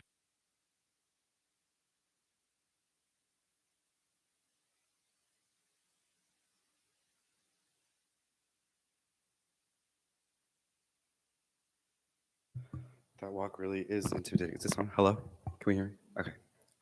Whenever. Hi, Senate. Thank you so much for having me here tonight. My name is Daniel Rivera. I'm a South Florida native and an honors student here at UCF, studying international and global relations with minors in diplomacy and intelligence and national security. Some of you may know me from the SGLC program. I joined SGLC in the fall and transitioned to JLC in January. These programs invited invaluable experience in shadowing 2 Chief Justices and learning the ins and outs of the judicial branch and student government as a whole. I've got the bird's eye view of the branch, but also into the nooks and crannies of its operations that have all prepared me to transition seamlessly into this role. That's why I found my love for the work of the Judicial Council.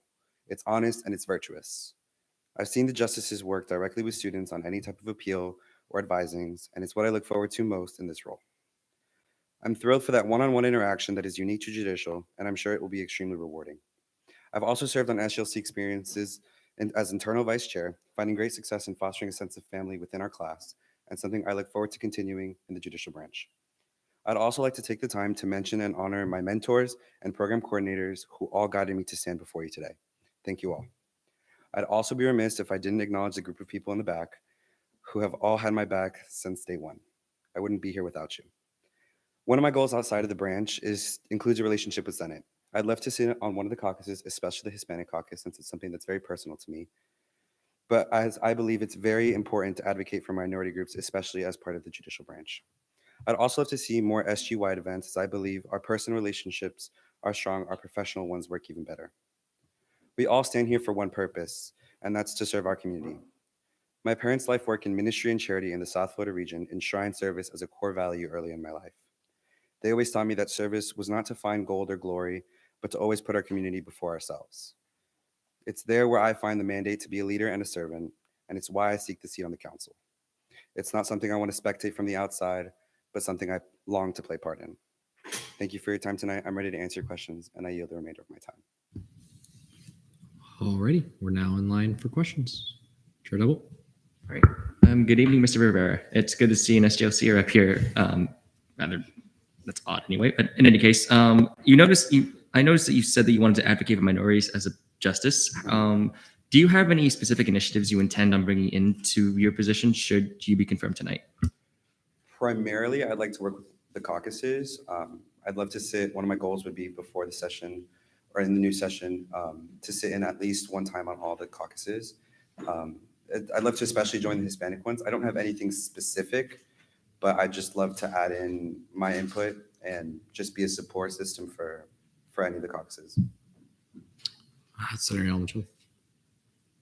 So this has been a point of contention for a solid few months.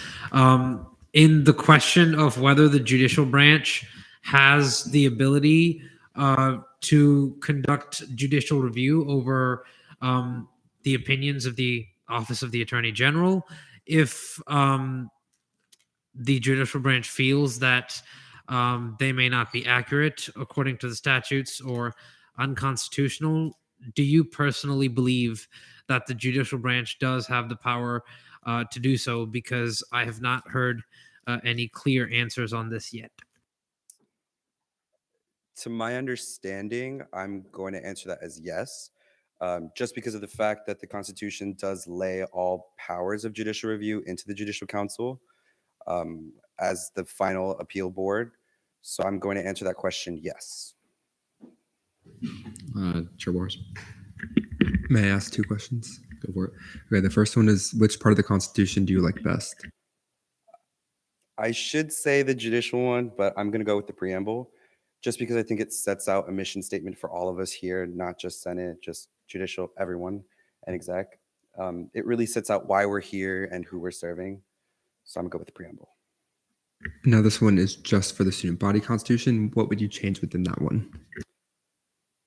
I would probably say the referendum section. I think it's at 15% right now, just for the sake of stability, but also accountability.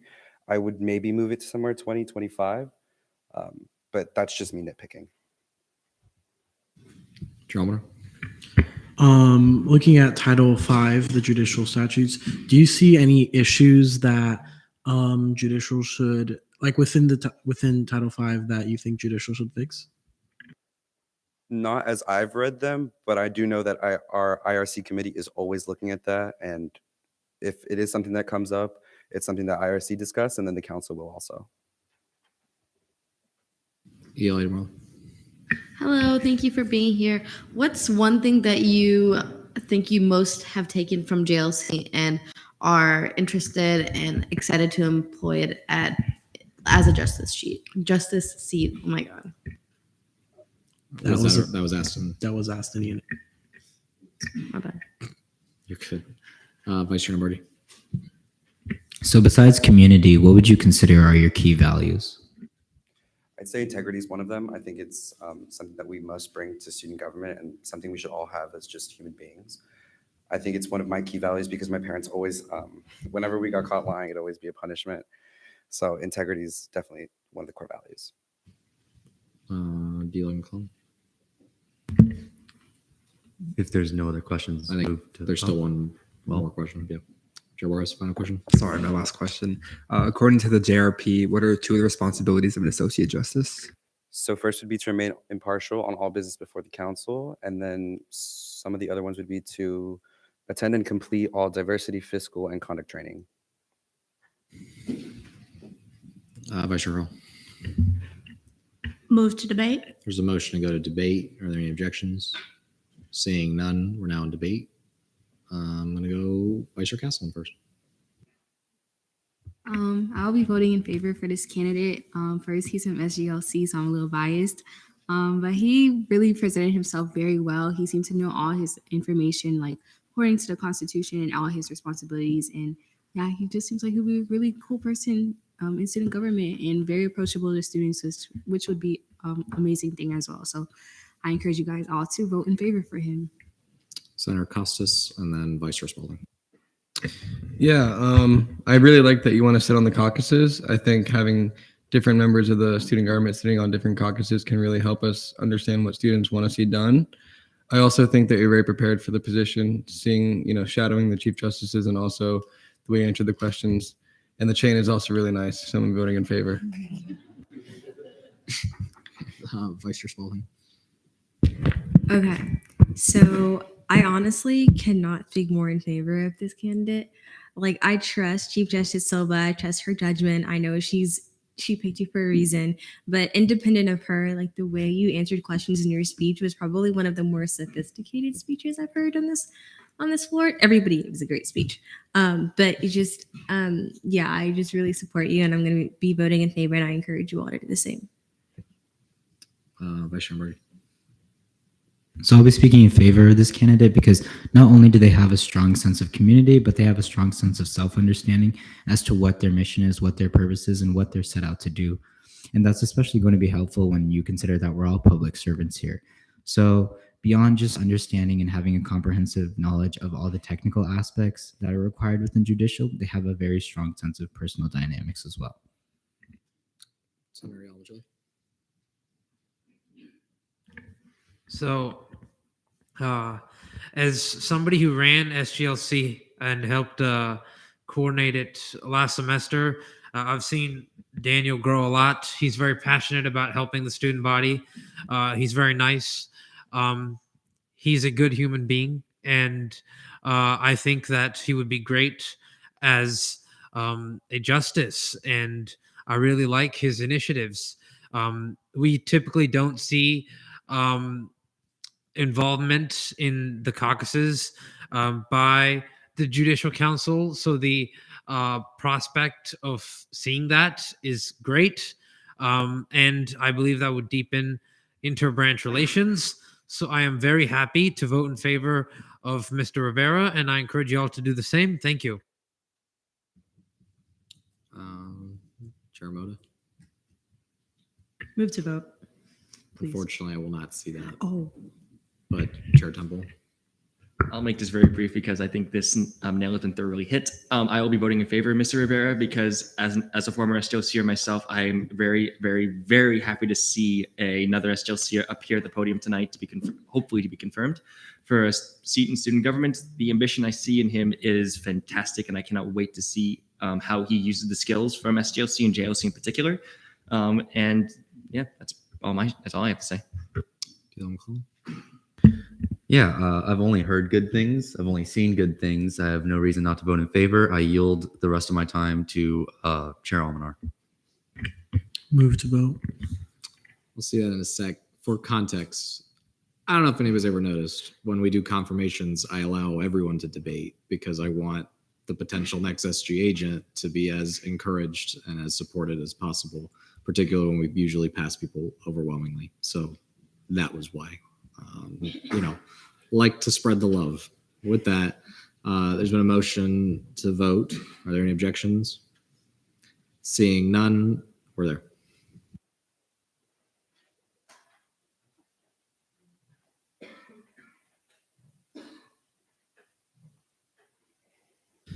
With a vote count of 29 to 0. Daniel Rivera is confirmed to the Associate Justice C3.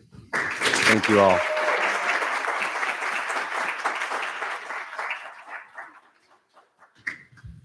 And also, I'll echo now Associate Justice Rivera's comments to everybody in the back who came to support their friend. Y'all are good friends, so good on you for that. Alrighty, moving right along. Internal legislation, notice legislation on first reading, constitutional amendments none. Bills, Internal Bill 5438, updates to Title 8, the Finance Code, combining the student government budgets, is remanded to ORS. Resolutions none. Proclamations none. Special acts none. Notice legislation on third reading, constitutional amendments none. Bills, is there a motion? Chair Temple. Move for 3-minute speeches, 3-minute questioning, 3-minute debate. So motion for 3-minute speeches, 3-minute question, 3-minute debate. Are there any objections? Seeing none. Internal Bill 5431, updates to Title 3, updating and outlining the procedure of a vote of no confidence. ELA DeMarla, 3 minutes, whenever you're ready. Hello. So I covered this more in depth last week, but the purpose of this is to just clarify the outline of events during a no confidence. That way we don't have debates in the future about how we should do it before we actually do it. And then also just to reflect procedural rules that are outlined in different titles like Title 6 to remain consistent. And I yield to questioning. Alrighty, we're now in line for questions. All those are questions. Vice Chair Hall. Move to debate. So motion to go to debate. Are there any objections? Seeing none, we're now in debate. Anyone wishing to debate? Chair Almanar. Similar to last week, I'll be voting in favor of this. I'm seeing Maybe it's the document. It seems like there's like things cut out. Never mind. I'm done. All right, you said it, not me. Vice Chair Harrell. Mayor Dane. You may. Okay. So yeah, we passed this on second reading. I will be voting in favor, and I encourage you all to do the same. Oh, I forgot I asked to retain. Move to vote. There's a motion to vote on internal bill 5431. Are there any objections? Seeing none, were there?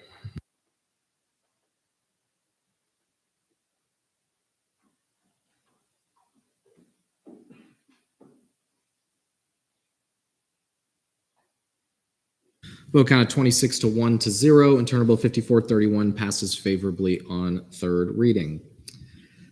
Moving right along, internal bill 5432 updates to title 4, the executive branch. Pro Tem Foster, 3 minutes whenever you're ready. Can I quickly make a motion? You may. Move to see resolution 5436. There's a motion to see resolution 5436. Are there any objections?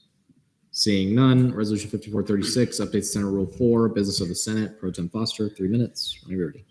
Okay, I'll try not to take up too much of anyone's time, but we saw this last week. All this literally does is add a place on the agenda for the Attorney General to give an oral report. Attorney General Moore said she felt like this was needed, so we kind of worked on it together, and we thought this was a good solution for the next Attorney General to be able to come to the Senate, give an oral report, so people can understand what the Office of the Attorney General is doing.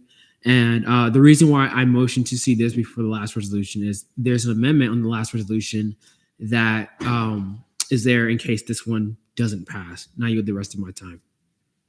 All right, we're now in line for questions. Vice Chair Control.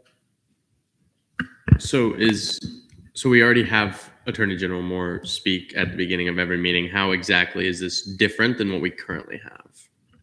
So Attorney General Moore currently speaks in cabinet form. So it's just optional for like any cabinet members to just come and like put in their like, announcements or anything like that. But this kind of gives the Attorney General like their own designated spot where they're, well, if the next bill passes, they'll kind of be required to come to Senate at least once a month and then to give an oral report. Vice Chair Rowe. Move to debate. There's a motion to go to debate. Are there any objections? Seeing none, we're now in debate. Deal McClellan.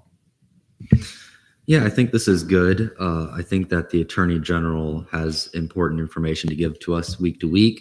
And the only reason why the Attorney General currently gives us information week to week is because Caitlin Moore currently comes and wants to give us that information every week. This just makes it so that in the future, we always have that great communication with what the Attorney General is doing, seeing as how important that job is with keeping up and with our statutes, reviewing them, and also being like the final interpretation. So I think it's very, very important that we pass this and then the subsequent bill. Alrighty, we're still in debate. Vice Chair Rowe. Move to vote. There's a motion to vote on resolution 5436. Are there any objections? Seeing none, we're there.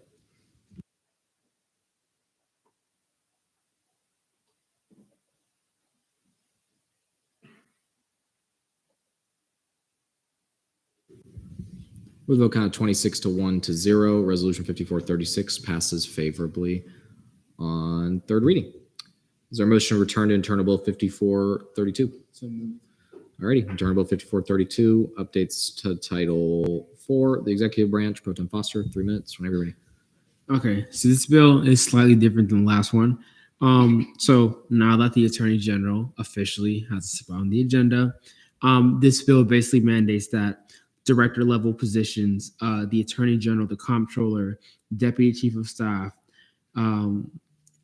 Director of Communications and Outreach, or an equivalent position must come to Senate once a month and present an oral report. Like today, for example, you saw Director Turner come to give an oral report. People were able to come ask questions, things of that nature. The digital media coordinator wouldn't be required to come. It's only director level position. So Director Turner could have told you what Colby was working on or what Powell was working on. So you wouldn't have like 10 people in here once a month. It's just director level positions. I think it's good for transparency. Then people were able to kind of ask questions because, Senator Tasche was able to ask that question about the calendar, so we can kind of work on things and stuff like that. So I think it's really good to have, I don't want to use accountability. No, I think it's good to have accountability, have people come here, and then people can ask questions because it starts conversations, it starts dialogue, things of that nature. I yield the rest of my time. Alrighty, we're now in line for questions. Vice Chair Marty. Okay, so ultimately, is there a time constraint we have to consider when we have all these directors come in and give their presentations and allow them to ask our questions, answer our questions, have debate about it? Do we have time to do all those things considering we have a whole agenda? Honestly, I would say it's just once a month, so it's not a super big deal. But for example, today, people came in who wouldn't be mandated to come in. So Colby didn't have to give a report. Paula didn't have to give a report. Only the director of a position would have to come and give a report. So you wouldn't see 10 people. You would see probably maybe 3, 4 once a month, not 10. Chair Double. Have you discussed with the directors about this bill? Yes, I ran it by Sierra yesterday. I was in the process of writing another bill, but I decided to scrap it. And I told her about this bill because I said it gives senators a chance to actually come and ask questions. I spoke to Caitlin about it too, so she also thought it was necessary. So I have had those conversations, would you be willing to come to Senate once a month? And everybody said no, they wouldn't really have a big deal about coming to Senate. Sierra was very open. She liked the idea. She liked the idea of collaboration and then potentially being able to work with people. Vice Chair Spalding. Move to debate. Motion go to debate. Are there any objections? Seeing none, we're now in debate. Chair Holmes. I think this bill is really good. I think it provides more open communication between the branches. When I first started in student government, I didn't even know that branches could collaborate on different things. So I think this opens a door for our new incoming student leaders and senators to be able to not only ask questions, but provide opportunity to collaborate on future events and initiatives.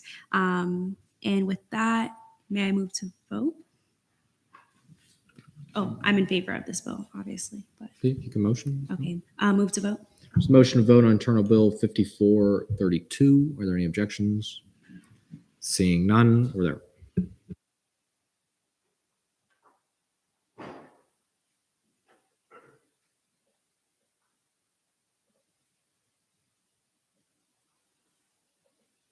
We vote kind of 25 to 1 to 1. Internal Bill 5432 passes favorably on third reading.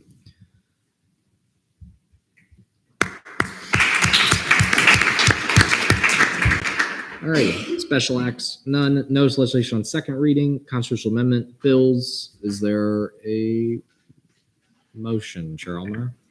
Motion to revote on Internal Bill 5431. What? Is that a thing?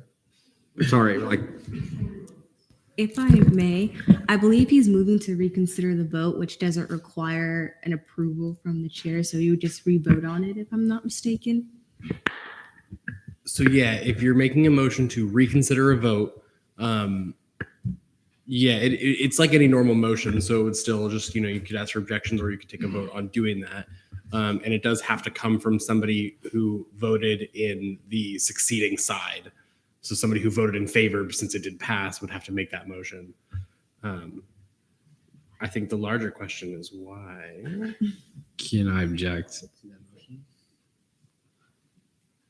Do you withdraw, Chair Allmeyer? Or at least before we do a back and forth, Chair Allmeyer, would you like to explain your rationale? Yes. When I said I'm dumb and I forgot was because I forgot that last week there was a period of debate on an amendment that adds some context to the bill about no confidence is being overturned by the Senate body. Brody, for context, we would have to re-see the bill on third reading all over again, or just the vote?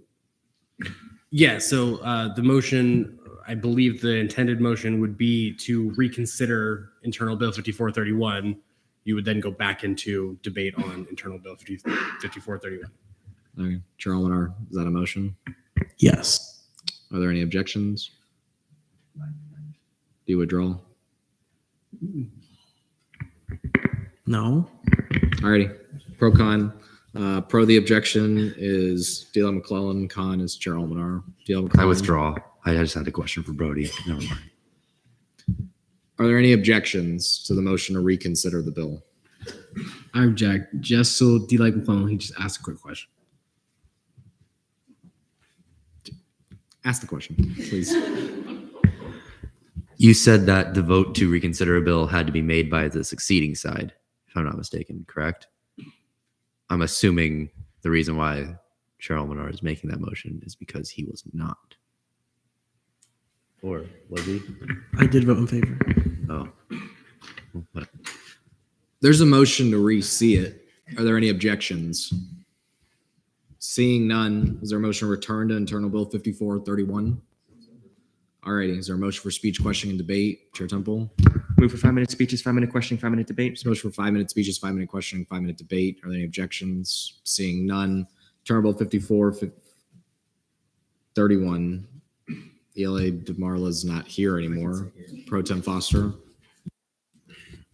I was in the room when ELA DeMarla was working on the bill, so I guess I can introduce it again. You just heard what she had to say about it, so I won't change it too much, so I yield the rest of my time. Now in line for questions. Anybody with questions? Chair Borges. I guess for anyone who can answer, is it true that with 304.2A5 that the person is automatically dismissed without the ability to be overturned by the Senate? That's correct. Clarify that? What did you just say? His question or what? Yeah, wait, your response to the question. That's correct. As of now, as it stands, the Senate can't overturn a vote of no confidence if it passes. No, that's not the I'm going case. to have to jump in and disagree with you on that one, Nick. I think in my opinion that it is fairly clear that A5 does not overrule Senate or the Judicial Council's ability to overturn a vote of no confidence. Normally when a vote of no confidence happens, you don't have the election immediately. You have it at the next scheduled meeting. I believe that's what's stated. As it stands now, if the Senate decided to overturn that decision, that would still be fine. Pro Tem Foster? May I direct a question to Brody? You may. So if somebody is voted out of a position and then the next meeting somebody else is elected and the Senate decided to overturn that, would that position be considered resigned again? So my understanding is that Senate only has the ability to overturn it at that next meeting. So if a whole week had gone by, unless Senate didn't meet, they would have missed their chance to overturn that no confidence vote.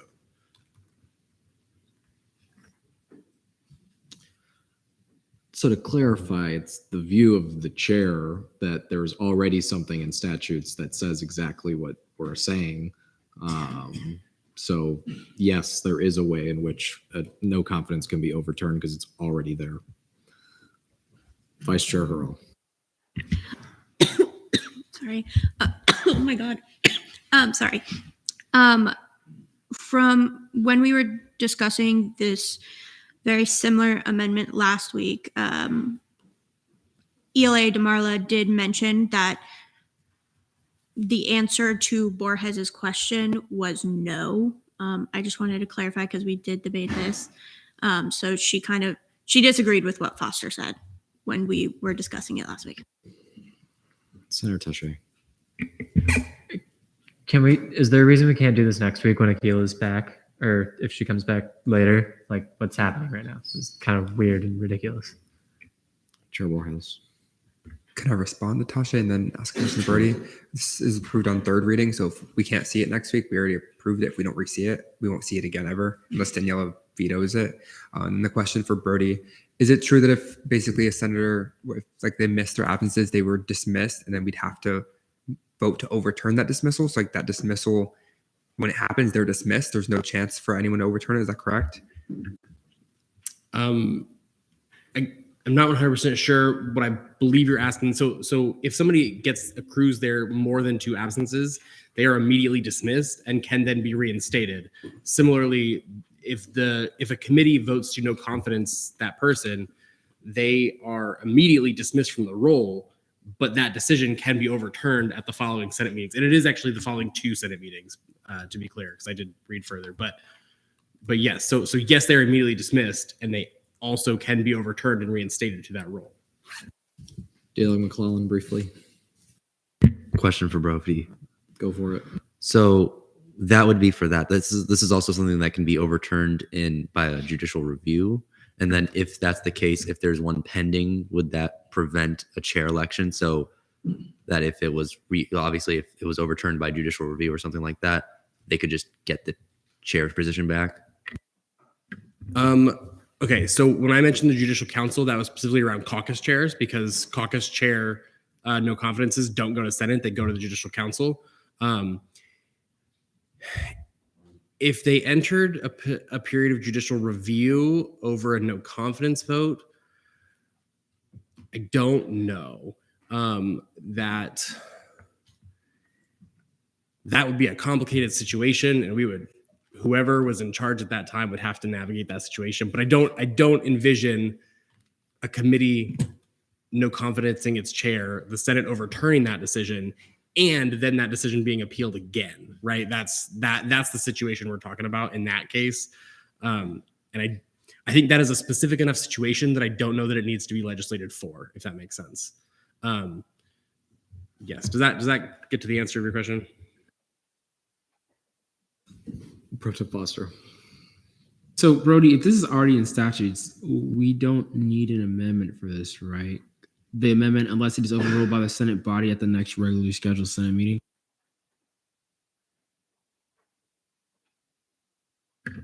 Yeah. So A5, when it says if a motion of no confidence passes, the individual is dismissed from the leadership position. That's really the key part for in this conversation. Yeah, that already has the ability to be overturned, so you don't need a secondary clause for that because that already exists. Questioning time has elapsed. We're in debate. Senator Touche. Is it possible to move to vote? I won't see that just yet. Pro Tem Foster. I'm in favor of the legislation, obviously, but also in favor of just deleting the amendment and then voting on the bill. Chair Alwater, do you want the amendment seen? I withdraw the amendment. Alrighty, we're still in debate. Chair Tupple. Move to see my amendment as a technical. Yeah, you're fine. Yeah, we'll see that one as technical. Vice Chair Spalding. Move to debate. Are we reading debate? Move to vote. Motion to vote on Internal Bill 5431. Are there any objections? Seeing none, we're there. Okay, this is going to say amendment, but it's just because we already took a vote on the other one, and I can't lose the voting record for it. So don't stress. This is on the bill, but it's going to say amendment.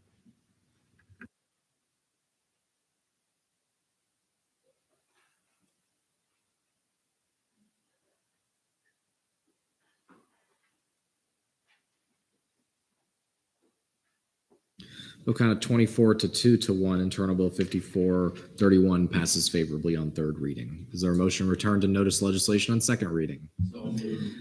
Constitutional amendments, none. Bills, is there a motion for speech, questioning, debate? Chair Temple. 5-minute speeches, 5-minute questioning, 5-minute debate. So motion for 5-minute speeches, 5-minute questioning, 5-minute debate. Are there any objections? Seeing none. Internal Bill 5433 updates to Title 6, the election statutes, E&A committee. Chair Almanar, 5 minutes whenever you're ready. Yeah, so these are just updates that I had mentioned before in my announcements that we were going to be working on.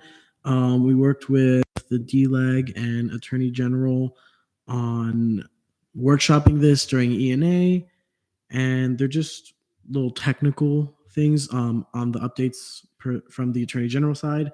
The biggest thing we discussed in committee was the active campaigning definition, just because we found during this election period, along with conversations with the supervisor of elections, that the current state of the definition is very limiting in scope of what is considered active campaigning. So we wanted to broaden that into a more digital age, I would say. So yeah, that's about it.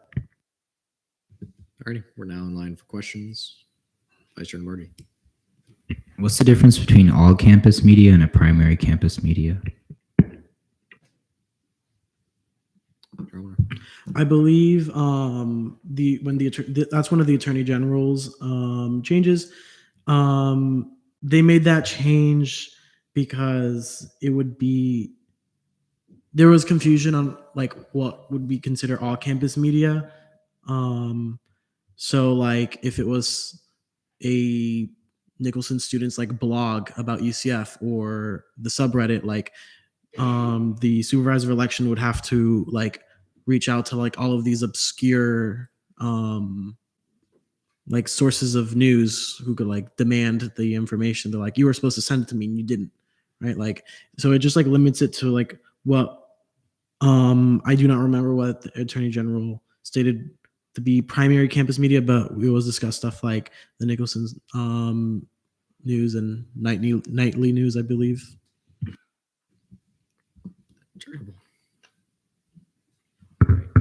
Did you run this by the supervisor of elections to get her opinion on this, Jeremiah? Yes, she was in the meeting with us. Vice Chair Roll. Move to debate. Motion to go to debate. Any objections? Seeing none, we're now in debate. Vice Chair Roll. Yeah, I don't see anything wrong with this. Kind of just fixing wording and making it more modernized, I guess you could say. I will be voting in favor. Brody.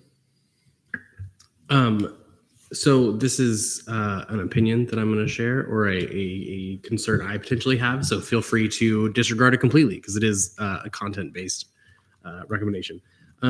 During looking at 601.2b, where it says in conjunction with the proper executive branch designee, that was something that was talked about a little bit in ENA. I brought it up there, and I don't believe I was able to stay to kind of hear the end of that conversation, unfortunately. My only potential concern is that I believe Caitlin's intent was to kind of help take a little bit of a burden off of the supervisor of elections, because as it stands now, I think if the supervisor of elections doesn't know how to update a website, right? They may not kind of know what the process looks like, and it's kind of all on them. And the intention was to kind of help make it more clear for them, like who to go to for that.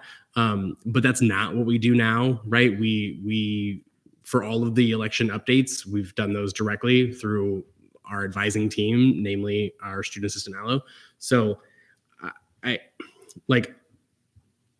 personally don't love the language because like, who's the proper designee, right? Is that the director of communications? Is that somebody on her team?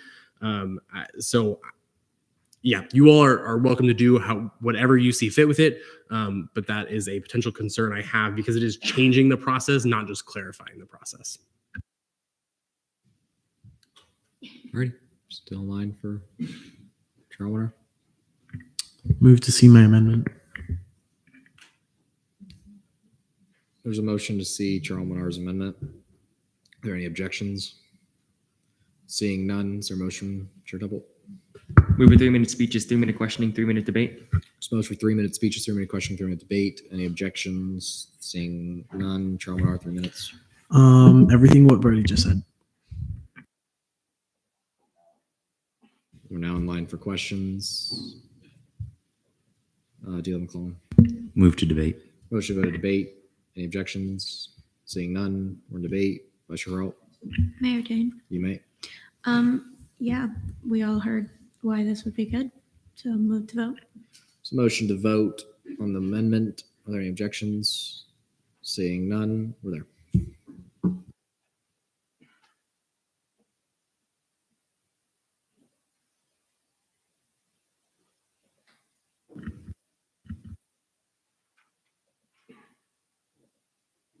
Vote count 24 to 0 to 2. The amendment passes favorably. We are still in debate.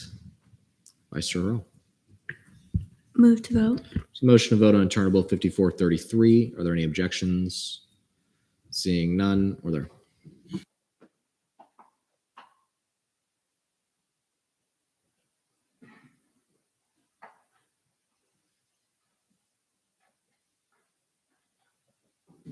Vote count 26 to 1 to 0. Internal Bill 5433 passes favorably on second reading.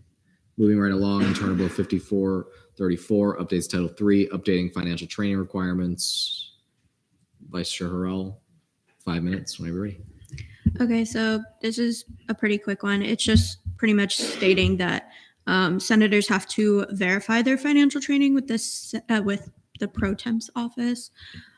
We kind of already do that, but nowhere in statutes is it required. So, bless you. AJ, I said AJ. Whoa, AG Moore kind of just brought this to LJR's attention, and so we're kind of we adopted and then voted to introduce all four of them. So, yeah. Alrighty, we're now in line for questions. All those with questions? Seeing no questions, Chair Tubble. Move to debate. Motion to go to debate. Are there any objections? Seeing none, we're now in debate. All those wishing to debate? Senator Cross? May I retain? Are you going to actually retain Yes, this time? yes. Alrighty, I'll allow it. The bill looks simple, and we should vote in favor. Move to vote. So motion to vote. Any objections? Seeing none, we're there.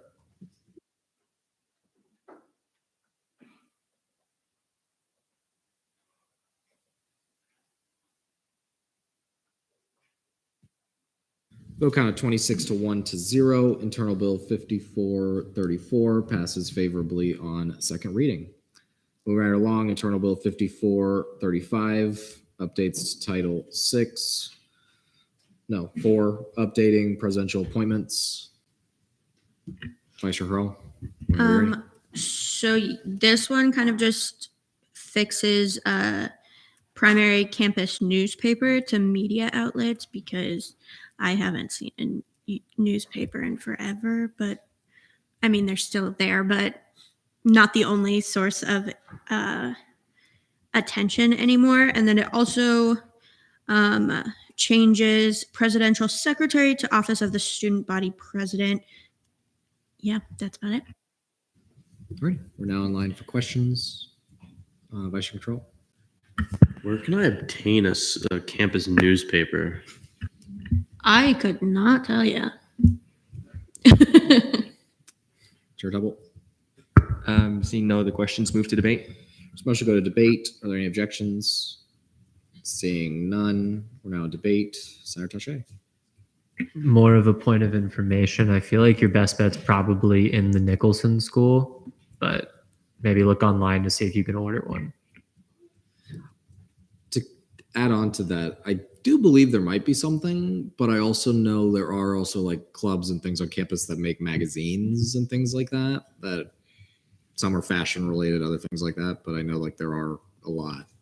Senator Taché. Everyone should check out the Cypress Dome. That's a great magazine made on campus that we help fund. Oh, interesting. Alrighty, we're still in debate. Senator Domino. Move to vote. So motion to vote on Internal Bill 5435. Are there any objections? Seeing none, we're now there.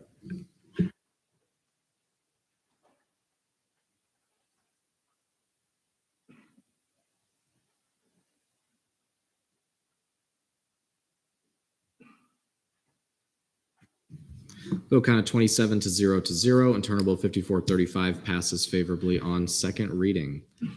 Moving along again, Internal Bill 5436 updates to Title 9, updating non-compliance and censure format. Vice Chair Hurl, whenever you're ready. I'm going to yield to Foster because I think he was going to speak on this one. Pro Tem Foster. Yeah, so all this doesn't change anything really in statutes. It just updates our logo to the new student government logo. So when you write a non-compliance notification of non-compliance, you just put the new logo on it. I yield the rest of my time.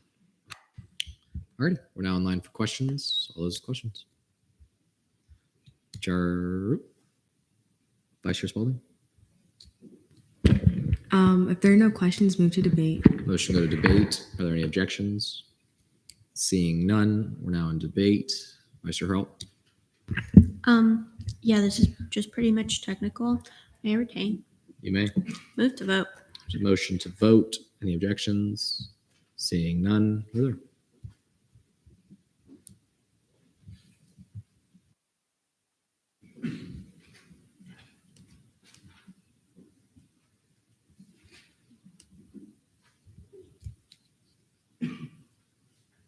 Vote count of 25 to 1 to 0. Internal Bill 5436 passes favorably on second reading. Internal Bill 5437 updates to title. Is it 8 or 9? 9? 9. I told you to do it. I'll just do it myself. I'm of the opinion, compared to the other bills that were passed, that this one fundamentally changes a lot about how noncompliances and censures work, and the Attorney General is not here. It's my view that it would be best to postpone this till next week to have a conversation where she would be present. Senator Taché. Move to postpone this to next week. Is there a motion to postpone Internal Bill 5437? Oh, well, yeah, there is a motion. Any objections? Seeing none, postpone till next week. Temperature feel. We finished our bills. We have two options right now. We can keep going down the agenda, get out somewhat early, or we could take some of the bills that we just passed on second reading overwhelmingly, move them to third, pass them so that we don't have to do it next week. Thought process there. We don't have to do this all over again next week. And it would only take like a couple minutes tops. I got everyone one. I saw Chair Temple first, so I'll give. A question for you, Go for Mr. it. Speaker. Which bills did you have in mind? Personally, I think at the very least, Internal Bill 54, 36, 35, or 34, 35, 36. If people wanted Supervisor McGregor at that election commission one, we can, but also you could do 33, 34, 35, and 36. Senator Taché or Chair Temple, did you have a motion you want to make? I wanted to get a feel for the room first before I make the motion. Okay, DL McClellan. Would we be opposed to seeing fiscal bills as well? Not the one that needed to be postponed, nor the one that needs to be on third reading, but two of them, the KXR ones. No, because I'm going to be completely frank with y'all. I know, for instance, Chair Bohr has asked if they're aware that it's June 30th. I question if they know what that actually means. So I would recommend maybe waiting another week to like hear from that. Yes. I've spoken with them about that. They know. They are fully aware. Yes. And typically with that, they need to have the rockets built by that reversion date. So they are going to have purchased everything in advance, well in advance, and have reverted funds by then. There's no, that they should be fine. I've spoken with them. Chair Boris, do you agree with the assessment? Yeah, I agree with that. They are our most funded RSO, and they do know the most. Okay. Yeah, we can do fiscal too if y'all want. Senator Taché. So I wanted to offer up the information that there were probably like 4 or 5 bills tonight where there was one no vote, and every single time that was me. And I don't feel that passionately about the no vote, so I'm fine if we just like go through those as if they were unanimous. So what you're proposing is we could motion to see them as a block. I'm saying that if that was someone's reservation to doing that, that reservation should be lifted from them. Thank you. Chair Almanar. Dumb question, but can we see fiscal bills and normal bills as a block? No, I would separate those. Yeah. Chair Temple. A question for Chair Almanar, please. You may. Would you be open to including internal bill 5433 into this proposed shift? Yeah. Vice Chair Spalding. Okay, because we're going around in circles. Move to see we're doing fiscal bills first, or I'll just because I usually go with Chair Temple here, so I'll allow Chair Temple Oh. because we gotta reapprove the agenda. And Move to everything. reapprove. Yeah. Move to return to the approval of the agenda. There's a motion to return to the approval of the agenda. Are there any objections? Seeing none. Move to place fiscal bills. Are we putting all fiscal bills or just for? Okay. Move to place fiscal bills 54, 49, and 50 onto 47, 49, and 50 onto notice of legislation third reading. And internal bills 54, 33, 34, 35, and 36 into notice of legislation on third reading for internal bills. All right. There's a motion to move a bunch of the bills. Is that an objection? Do you withdraw? I withdraw. Vice Chair withdraw. You just didn't include, I believe it was 48 on the fiscal bills. D-Log McClellan. Yeah, because that is the one that we were speaking about needed to be seen on third reading a week from now, so that Brody may come back to us on whether or not we can fund it outside of this fiscal year. Thank you. There's a motion. We're gonna to save Chair Temple time. Chair Temple, you're making the motion again. All right. Move. No, just say yes. You can just say yes. Chair Temple is making the motion again. Are there any objections? Seeing none. Chair Temple. Move to reapprove the agenda. So motion to reapprove the agenda. Are there any objections? Seeing none. Move to return to fiscal bills notice of legislation on third reading. So motion to return to fiscal legislation notice on third reading. Any objections? Seeing none. We're there. D-Log McClellan. Motion to see fiscal bills 54, 47, 49, and 50 as a block. So motion to see fiscal bill 54, 47, 49, and 50 as a block. Are there any objections? Seeing none. Is there a motion for speech, question, debate? Pro Tem Foster. Move for 5-minute speeches, 5-minute question, and 5-minute debate. There's a motion for 5-minute speeches, 5-minute question, 5-minute debate. Any objections? Seeing none. D.L. McClellan, you made the motion. I'll let you go. Yeah, so we saw these just now. So Baja is going to Oregon, and KXR is building rockets for 2 different events that are pretty cool. 2 separate events. So yeah, we approved them basically already. Seemingly unanimous, or at least should think of it as that way, I suppose. Yeah, let's do it again. All right, we're now in questioning. Chair Almanar. Move to debate. Motion to go to debate. Are there any objections? Seeing none, we're now in debate. Pro Tem Foster. May I retain? You may. We just saw these move the vote. Motion to vote. Any objections? Seeing none, we're there.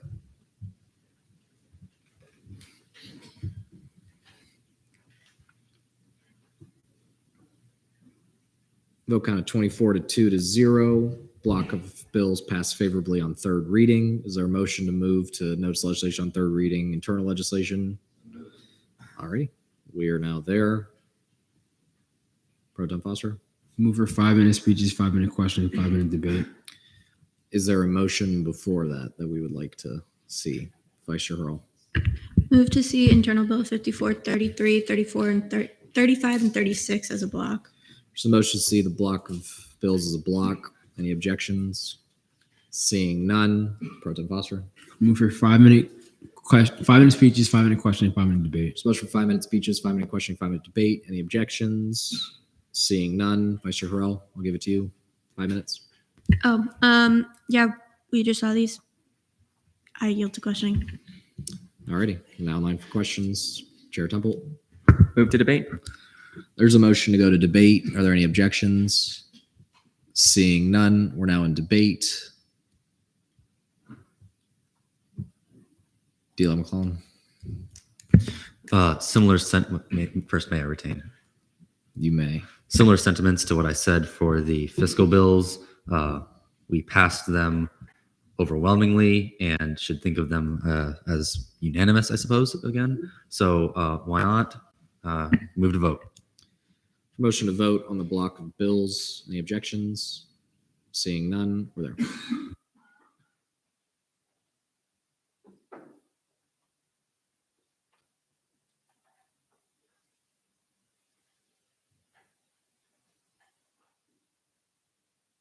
Bill count 24 to 2-0. The block of bills passed favorably. Is there a motion to move or Vice Chair control? Motion to go to Senate forum. Motion to go to Senate forum. Any objections? Seeing none, before I call on Senator Taché, look at how much time we just saved for ourselves next week. So that's kudos for us. Thank you. With that, Senate forum. Do you have a question? Sure, maybe. So, question for Senator Taché, if I may. Okay, so you're on Senate forum and Senate deliberation. Is it there just in case it turns into a deliberation, or are they two separate topics? They're going to be the same topic. I just wanted to introduce the topic so people could think about it. I wanted to do it during open forum, but I just, in case the 20 minutes, we didn't want to just spend it thinking the whole time. But also I'll take a temperature check since it's later in the night now on if we actually want to deliberate or not. All right, Senator Taché. Cool. Okay, so this is a longer one. I wrote it and I didn't do a lot of proofreading and I wrote it during class, so let's hope it goes well. Okay. Hello, Senate. It has now been nearly a year since I joined this body, and with that experience, I would like to share some thoughts on what we should be doing to put the next SG Senate in position to be a culturally changing session for student government. Last week, I went to the SG presidential debate, and about 70% of the answers, and questions for that matter, seem to revolve around getting students more involved in student government or getting students to care about student government. And I heard the exact same answers about open door policies and reaching out to RSOs that I've been hearing since my freshman year. And soon thereafter, I saw the embarrassingly low amount of people who signed up to run for Senate. And honestly, I wonder how much lower that would be if there weren't a bunch of people on that list I personally encouraged to run. So I got to thinking and asked myself, what is wrong with the way we've been thinking about this problem and what is a better way to solve it? After a lot of thinking, I realized, why the hell would students care about what we do? We rarely do anything that actually is worth their attention, and that's not necessarily our fault. The culture that exists and the structure that is in place is designed for us to not actually speak out for the students and represent them in any powerful way. With this perspective, I see it as our job, and what I will be making Senate deliberations about tonight, to create a guideline for the next Senate on how to build their power. We have learned over the last year the ways in which our body serves primarily to function as a live action role play for advocacy and a blue check mark system for financial requests. We should take what we have learned and set a guideline for the next Senate and encourage them to use it and to have their term focus on actually getting power within the university. I promise you, if we continue to do the same things under the same powers we have now, no one will ever care about student government, and every candidate will continue to give the same delusional talking points. But with our help, there's a chance that the next Senate can actually change some of that. Thank you. Senator Donovan. Hey everyone, I just wanted to sorry. I just wanted to let everyone know about a legislative advocacy for social justice workshop that will be tomorrow at 3 p.m. in the Business Administration Building. And I think if anyone here is trying to go to Day at the Capitol or be an effective advocate as a constituent, this is something that you could benefit from, and there will be empanadas. So, Vice Chair Castle. Yeah, I just wanted to plug another event. It will be a virtual event on Tuesday at 7:30. Basically, it'll be with Representative Anna Eskamani, unpacking the recent HB 999 bill that was filed.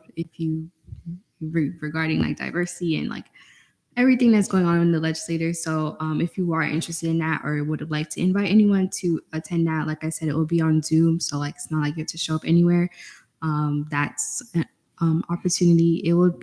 The flyer will be on the NAACP page at UCF. But if you want more information, I can probably send in a group chat as well. And also it will be a strategizing session on next steps moving forward as well. Vice Chair Hurl. Two things. One, I was curious if, may I ask a question to Senator Taché? You may. Would you be open to possibly moving the deliberation until next week so we can, because I would really actually like to think about it. Because I could spit out some ideas, but I'd really like to think about it. Yeah, I'd be down for that. I wanted to do this during open forum, but that's not a thing that we do. So there didn't end up being time to think. So I'm down to do this next week. Okay, perfect. Thank you. And then my second thing, I am working on 2 kind of initiatives. I know I'm kind of late, but I am working with the potential next senator of Creole to kind of keep it going so that they can continue it after me. But I will be working on trying to trying to find the wording, but like more education on like helping out. Sorry, I don't know how to say this. Helping out the UCF homeless community a little bit more with a couple of different aspects, as well as the disabled community. And I have been in talks with Chair Campbell about it as well, but I'm open to anyone who would like to help. I would greatly appreciate it with like getting information and figuring out a solution. If anyone else has any ideas, that would be great. Are you able to come to SBA tomorrow? Because there is just to elaborate on that context, Senator Capozzi has a proclamation currently in the works on that, and is going to be discussed tomorrow in SBA, if I'm not mistaken. So, like with the homelessness aspect of it. So, What time is it at? 2 p.m. Yeah, I'll probably go. Vice Chair Spalt, do you need anything clarified? Oh yeah, just because Aiden's not here. So basically, Senator Capozzi did write a proclamation for National or Homeless Day recognition of it. We do meet in the conference room at 2. But in the event that we don't, we choose to do like what's it called? An informal meeting. Would you be interested in attending that as well? Okay, thank you. Alrighty. Anyone else for Senate Forum? Seeing none. Senate deliberations, none. Advisors report, Brody. All right. Hey, everyone. So real quickly, if you're in a paid role, please submit your time tonight. Before you submit it, maybe check and see if you have any like clock ins or clock outs that aren't attached to anything else. Because if you look at it now and fix it, then I don't have to like email you or text you tomorrow wondering, and then that would make my life easier. So that would be great. Okay. I have been meaning to do this for a couple weeks and it has just not been the highest priority. So I haven't gotten there, but in the next week or 2, I will be meeting with all of the caucuses or trying to do some assessment. So one of the Office of Student Involvement's 3 main assessment metrics they're going to do this year. One of them is going to be about the caucuses and about their effectiveness, their effectiveness on campus. So we have a couple of surveys. So I'll sit down and meet with you all in your meetings over the next week to basically talk through what it looks like, what the survey is, make time for you all to kind of fill it out thoughtfully. And then also I'm going to ask for your help reaching out to the RSOs that you've worked with to get their input as well. So yeah, that's exciting. The point of assessment is not to judge us or say we're not doing our jobs, but it's to help learn how to do better. So that's exciting. Transition preparation. I know it's kind of been floating out there a little bit, but yeah, your session is coming to an end. So if you're leaving, and especially if you're in some kind of position of leadership, then think about what you want to leave behind for the next person, what you want them to know at the beginning that you didn't learn until the end, what can make their time easier. And I think that goes for not just like the committee chair, if you will, but also the committee as a whole, right? What projects have you started working on that you're not going to be able to finish and want them to pick up where you left off as opposed to having to start from scratch? All of that. So just, keep that in your minds. And then some senator shout outs. Since we have all this extra time, we'll just let Ethan go for a while, I guess. All right, we'll start with Spalding. So before I start, I just want to say, just to kind of, can we limit how many people get senator shoutouts? All right. Just on Pro Tem Foster's suggestion, motion to limit senator shoutouts to 5 people? 3 people. 3 people. I just want it to be like limited people. Are you talking about the number of Senator shout outs you shout-outs can each person can give, or the number of people that can give a shout out? that each people can get. Yeah, like everyone gets 3 senator Okay, shout-outs. yeah, all right, that's okay. fine. 3, fine. Perfect. All right, continuing on, Nick. Guess I'll go first. I already have my 3: Brianna Urea, Brianna Harrell, Annabelle Perry. Boom. All right, for mysterious reasons, got it. Yashka. Okay, I basically have 2. They're for Sierra and Grace. I think they do a phenomenal job. I'm not one to praise someone just because they do their job. I think that you guys go above and beyond, constantly setting the bar for every caucus and honestly, every committee as well. You guys are just constantly out there communicating with your community and your caucus as well. Just my time in Senate, I've just seen you two grow so much as individuals, and that's my shout out to you too. All right, that was adorably heartfelt. Costas. Yeah, I wasn't able to give it last week, but wanted to shout out Black Caucus for the amazing Black Business Showcase. Really fantastic work. All right, Aiden. Yeah, I just wanted to give a quick shout out to Senator Cantrell. Honestly, he's been doing fantastic work recently, and I also wanted to recognize that we will be working together with the AACNU to advocate for open educational resources for UCF in collaboration with Wikinites. So really excited to work with him on that, and yeah, big shout out. All right, JC. I'm shouting out Speaker Hall. We don't appreciate him as much as we do, I think, at least openly. He does a lot for us. And there's a lot that he could be doing on his own time. He could be, but no, I'm not saying he's doing his job, but like he's doing more than he should sometimes. All right, L. Yeah, shout out to Senator Hall or Speaker Hall, my apologies, for finally getting the name tags. That felt backhanded. That was a business office problem. Okay. That they did finally return, yes, or come to us. Okay. All right. Anyway, Ryan. Shout out to fiscal leadership, to SBA, and then specifically to Chair Millington for helping me with my homework. All right. Yeah, Brianna.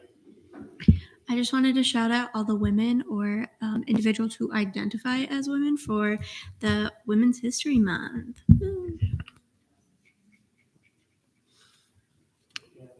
More like Women's Herstory Month. Decorum. All right. And with that, I'll pat. Oh, no. Is there more? All right. AJ. Shout out to Brody, Aloe, and Netta for being amazing advisors.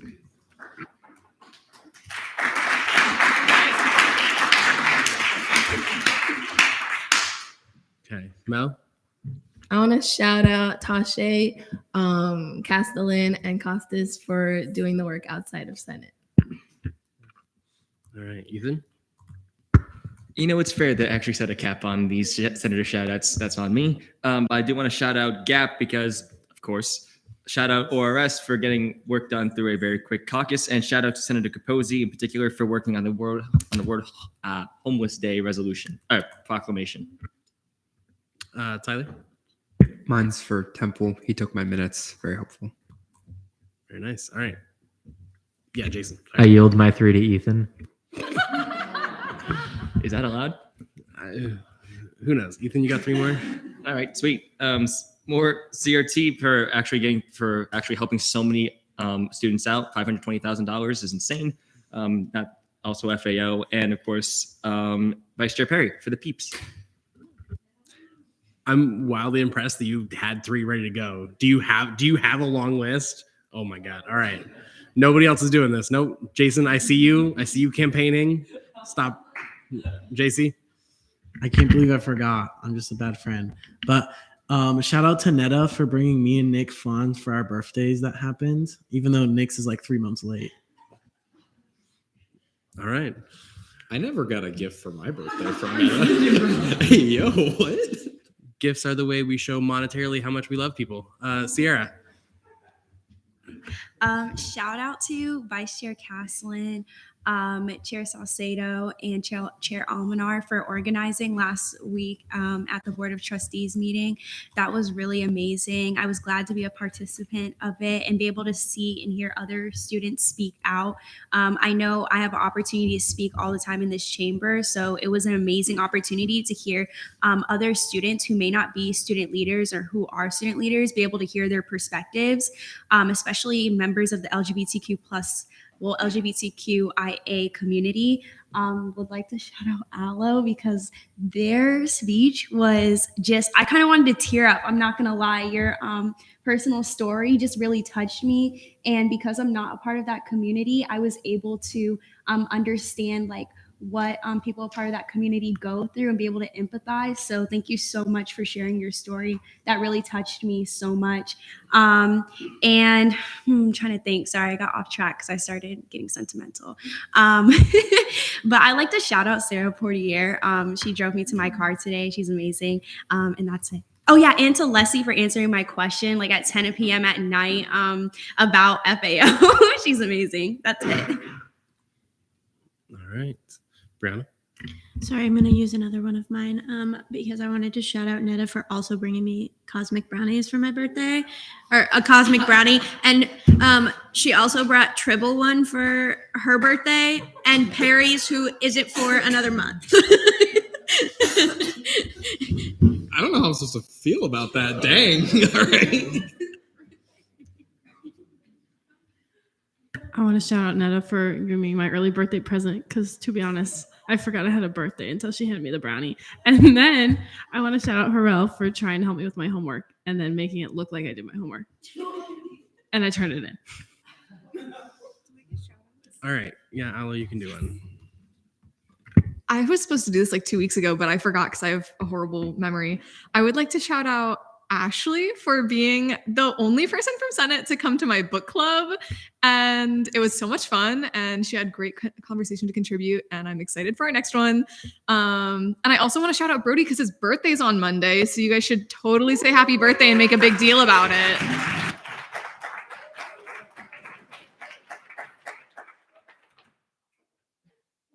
All right. And with that, meeting adjourned. No. All right. Yeah, AJ. May I lead a singing of happy birthday? Nope, absolutely not. I'll leave. I will straight up leave. Brianna, I yes, object. next. We have the same birthday. Wild. That's crazy. I know like 4 other people. Anyway. Crazy. All right. Michael? I wanted to ask, AJ, did you find your car? I did. Thank Wait, you. what are we doing? That's not a shout out. Get out of here. All right. Dylan, you got a shout out? Yeah, I feel weird shouting this out because I kept getting roasted earlier about the birthday stuff, but I was going to shout out all of you because I know that this is coming to a busy time for pretty much everybody. I know midterms are around the corner. I, graduating this semester, I'm taking 2 courses that don't have very intensive midterms, so I am not particularly stressed, but I know that there are people here who are probably stressing as I speak. So, kudos to all of you for, maintaining your commitment here. Hopefully maintaining your commitment here next week as well. But at the heart of it, I really do hope that everyone does well. And, you continue on your educational journeys in a very positive way. So please, for the love of all that's holy in the world, do good on your midterms. Study, take the time. Don't stress. Do whatever you have to do to pass. At the very least, pass. Do good, but pass. But all of that to say, yeah, this is a big commitment, but the reason you are all here is to be students, first and foremost. I know Brody says it too all the time, but it's very important to really emphasize, please make sure that you're prioritizing your studies. So shout out to all of you, despite that fact, for coming here and making sure that your voices are heard. That's a good reminder. Aloe's been stressed for 14 straight years. So, all right. I'm 22. Fair enough. All right, Netta, you're up.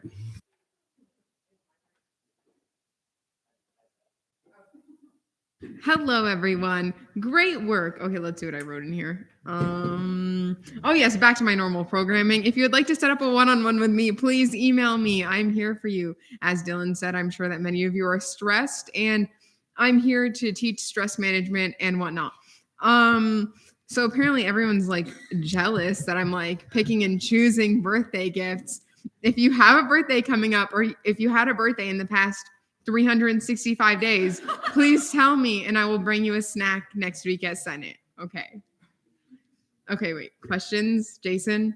Is there something specific Dylan did to you that you'd like to air out, or? Dylan, when was your birthday? God. Wow. It was January 29th. Email. What's your favorite snack? We can talk after. Okay, sounds good. Yes, question. I'm also waiting on mine from January as well. January birthdays in March. Okay, come see me after Senate if you would like Nick. Had a birthday December. I'd like to request a third snack, maybe.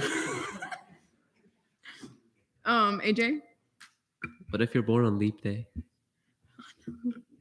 Leap year. Then yeah, I guess you get one every 4 years. Follow-up question? I also know Dylan's favorite snack is carrots, so I might want to get him that. Okay, yes. Again, yes, Al. I think at this point you're just gonna have to bring it up for the whole classroom. I think so. Everyone in the class all have like a pizza party or something like that, you know, if you are well behaved this next week. I'm gonna add for context, no, carrots are not my favorite snack. And we did SG on tour today. We stopped at Publix and AJ bought a bag of carrots and just ate the whole bag. Yes, for lunch. So yes, you're getting put on blast for that. And now to Aloe. Yeah, I don't know what's happening tonight.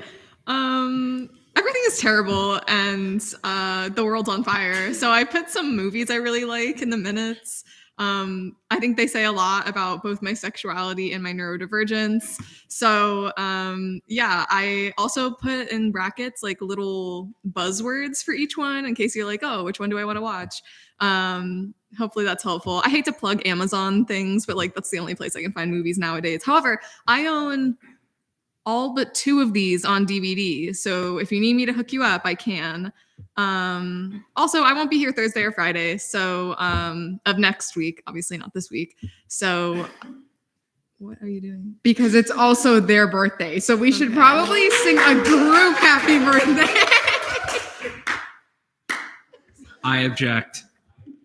Anyways, I won't be here on Thursday or Friday. So yeah, don't bother me, I guess.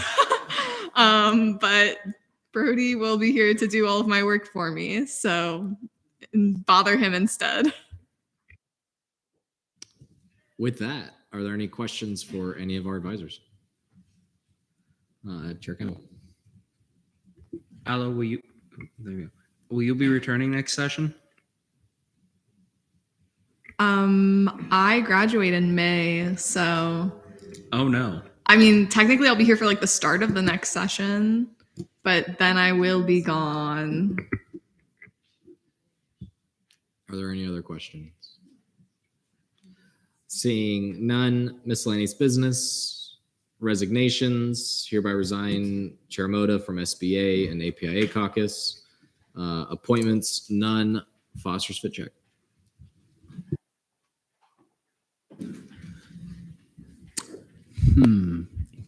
Not a lot of good outfits today. Hey, yo, what? Wow. Okay. I think I'm going to get the honorable mention to Vice Chair Control. He has a very nice necklace on, Vice Chair Control. Number 3, we're going to go with Vice Chair Spalding. She actually has my second favorite color on, so I'm a little bit biased. Number 2, Let's go with Chair Campbell with a nice UCF shirt. I love it. Number 1, I want to go with everybody who got the super cool sweater today. So Speaker Hall, you got number 1 today. That somehow feels nepotistic. That was a move to do. Senator Domino. Motion to adjourn pending final roll call. You withdraw? No, and we can be here all night. You withdraw? Are there any objections? Seeing none. Vice Chair Harrell? And again, everyone, if we can just not pack up until after Vice Chair Harrell is done. Point of information, there's not been a motion yet. Senator Domino made a motion. Motion to adjourn pending final roll call. And then I asked if there were any objections. Nobody. Oh, did he say that? You're good. Alrighty, Vice Chair Harrell. Trainer, Here. Tribble, Here. Moda, Here. Kira, Here. Nimbarji, Here. Donovan, Here. McClellan, Present. Millington, Present. Temple, Present. Capozzi, Caldwell, Spalding, Castillo, Parmar, Cantrell, Present. Perry, Here. Shilla, Butler, Present. Bethasia, Simcoe, Present. Campbell, Domino, Present. Foster, Here. McNutt, Yelman Chili, DeMarla, Patel, okay, Uchoa, Borges, Here. Bergman, Almanar, Present. Castellan, Present. Hall, Here. Holmes, Present. Costas, Here. Duke, Here. Saucedo, Present. Tache, Here. Urea. 28 out of 40 quorum is verified. I adjourn this meeting at 10:27 p.m.